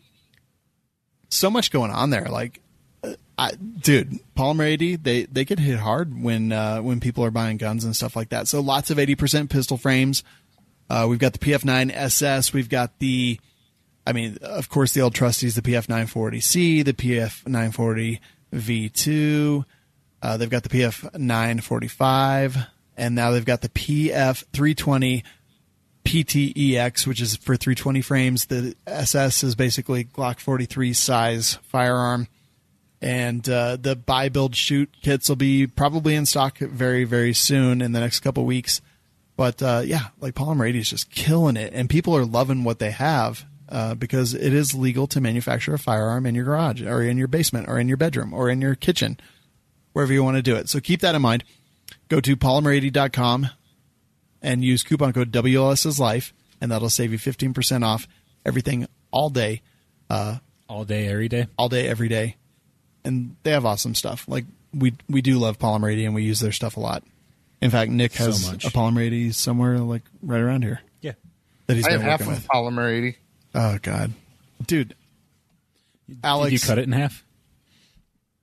Ta-da! Oh, yeah. There's one right there. There's one right there. Look, I'm gonna change the camera to Nick. Hey, stop. Nick, why is there only half a Nick? You're freaking me out. It's because he's leaning out of the camera. That's why. Oh. So anyway, go check them out, polymer80.com. It is time for some reviews. And let me find where is it? There it is. The mariachi. Positively. Oh, wait. Someone said we need mariachi Jeremy tonight. Yeah, everyone. God, shut up. Who said that? Who did say that? A bunch of people. So many people. Oh. They want it. then. They wants it. Aaron, tell me what you want. I just want Jeremy to read the thing without the song. Okay, well, I'm going to The do song makes you feel awkward. I mean, when I hear that Aaron song, it makes me feel awkward. It makes me want chips and salsa.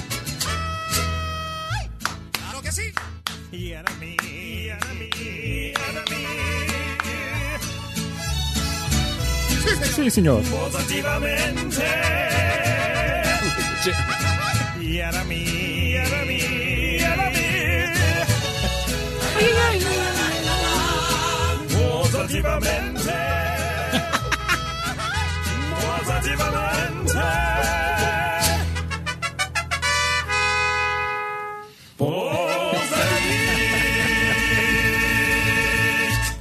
The eye narrowing and then the slight smirk.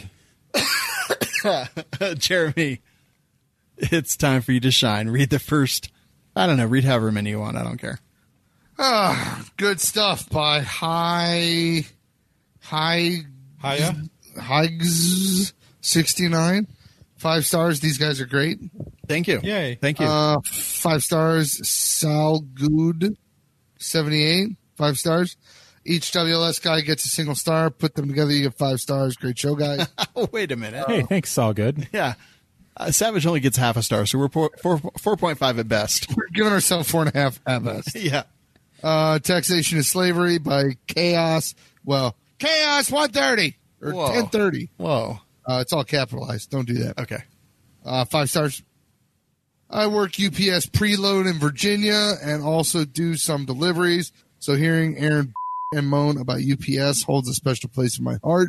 Also, Jeremy's the only one with a brain when it comes to politics, except that quote-unquote gun crime coming with the death penalty still requires the government to define gun crime and define justifiable self-defense. Go-to Boog songs are Bodies by Drowning Pool and Hollaback Girl by Gwen Stefani. Chris L. Okay, first of all, Jeremy and Nick and my politics are all pretty similar. Whatever. Not true at all. Yeah. No. No. Sean, quit trying to jump on Jeremy's bandwagon. Wait, hold on one sec. Wait. Jeremy's driving the bus and Sean's trying to catch it. How can anyone it's think? It's so funny. How can anyone think that Jeremy's politics are like literally? If Jeremy was in charge, you'd be dead for jaywalking. All right, wait. Now you've just changed everything. No, jaywalking wouldn't be a crime in my world. So first, your politics are the exact same as Jeremy's. Now, look, how could anyone even like Jeremy's politics when you called out on that fact? I'm pulling the liberal, bro. I'm changing. I'm changing the narrative. Jeremy's driving the bus. Sean is chasing it. I'm standing on the sidewalk hoping that the brakes fail. And don't worry, it's a short one. You want to do one more? Sure, I like this one. I don't even understand this. This show is so poor and so black. By Adulting Donnie. 5 stars. This show is like a 5-man buddy cop movie. Savage is the guy that sides with the criminal and has doubts about being in law enforcement. Sean is the captain of the department, and all his subordinates just talk smack about him. Aaron is the comic relief. Nick is the smartest of the group and most will always make the final kill in the movie. Saving the day, Yeah. Jeremy possesses the worst personality and easily the most hateable. His character is textbook. I'm an angry veteran, and I can't wait to tell you about it. But his rants make everyone laugh when it isn't directed at them, so it makes him tolerable. How can you desire a stateside when you haven't had an away side? Oh, Stateside, you stupid. Jesus. But I don't think you have to I didn't get specify kill somebody stateside. when I joined the military with the express purpose of killing somebody. And wait, but is that why you went heavy equipment operator or whatever? No, that was other reasons. You were like, maybe somebody will fall down in front of my steamroller or something. I was 17 when I enlisted. Get off my. Wait, but you were 17 and you weren't smart enough to know that, like, driving a No, front I was end 17 loader. and my mom wouldn't sign the paperwork if I went infantry. All right, you guys shoot for a minute. I got to pee. Wow, really? Piss in a bottle, you worthless. Should I just start reading all of these and just get through all these stupid ass? No, because then we won't Fucking- have any for next time. I know, that's kind of why I want to do it. So Jeremy, how's the shop? Yeah, let's just talk about Jeremy some more. I enjoy this. No, I don't. Shop is good, I guess. How's the kid? Kid's good. Hey, I bought a talking yet? 4-wheeler today. That was fun. For her or for you? For me, my wife won't let me get a 4-wheeler yet. Oh. Next year, I'll get her like a little electric one. My son's asked me if he can go hunting with me. I said, Which one? The The oldest. diabetic one? yeah. Did you tell him no because then we have to take food into the woods and the deer will smell it because your blood sugar will drop and you'll die? I don't think it works like that.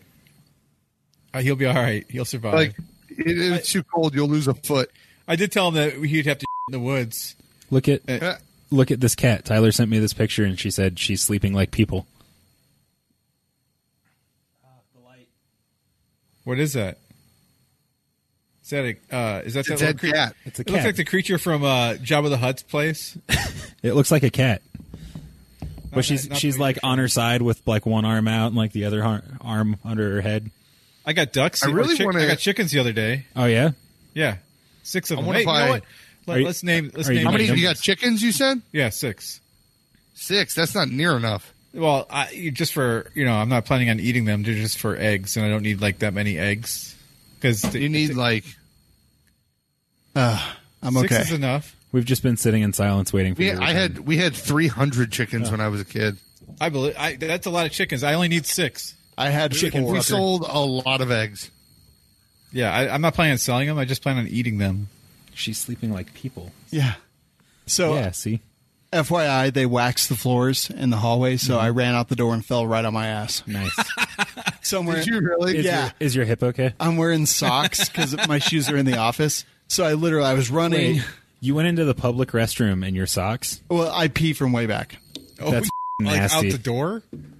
Because I've seen that That's bathroom. so That shit's- nasty. So- like the water's permanently yellow. He has a very small urethra, so there's a lot of pressure.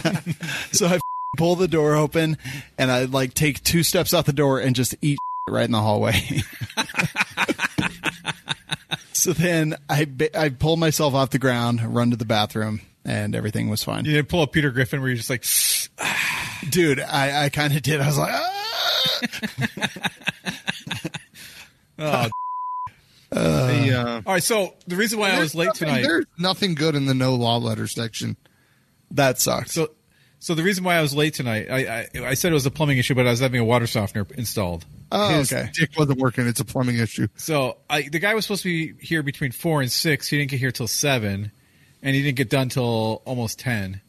That's Damn. why it took so long. So he put a water softener in and a reverse osmosis in. Very nice. It is Yeah. Wednesday, my dudes.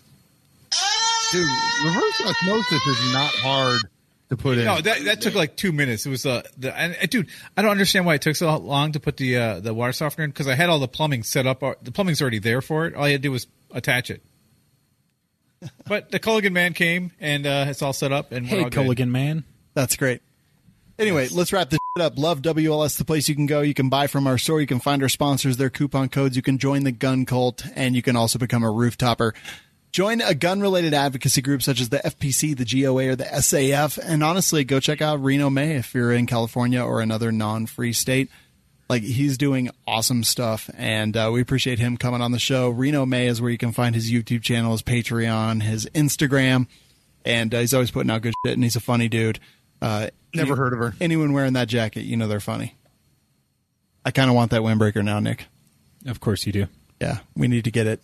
Can't have it. Suicide prevention line. This is more important than ever because of, you know, the pandemic, and then followed by the riots, and people are out of jobs, and it's not going to get any better. The number is 1-800-273-8255. That's 1-800-273-TALK, or you can text 741-741. We're here live every week on Mondays and Wednesdays, but we're on demand every single day. Go to welikeshooting.com/show to find all the places that you can subscribe. And as we always say, thanks for listening. Get some medical training and Pew, pew, pew, pew, pew, shoot pew, straight. pew, pew. Pew, pew, pew.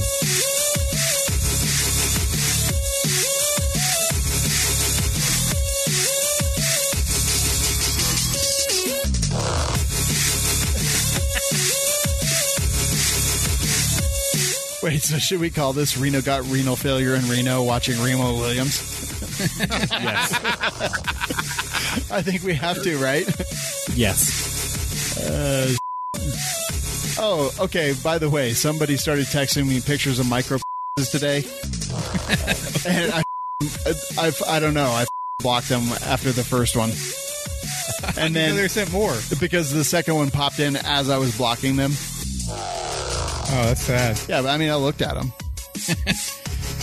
I just saw a funny thing on Instagram. If with the money that the government spends to buy just one attack helicopter, They could buy me an attack helicopter. Yeah, that's pretty funny. You, Nick. Ha. I was reading it. Ha. Good night, everyone.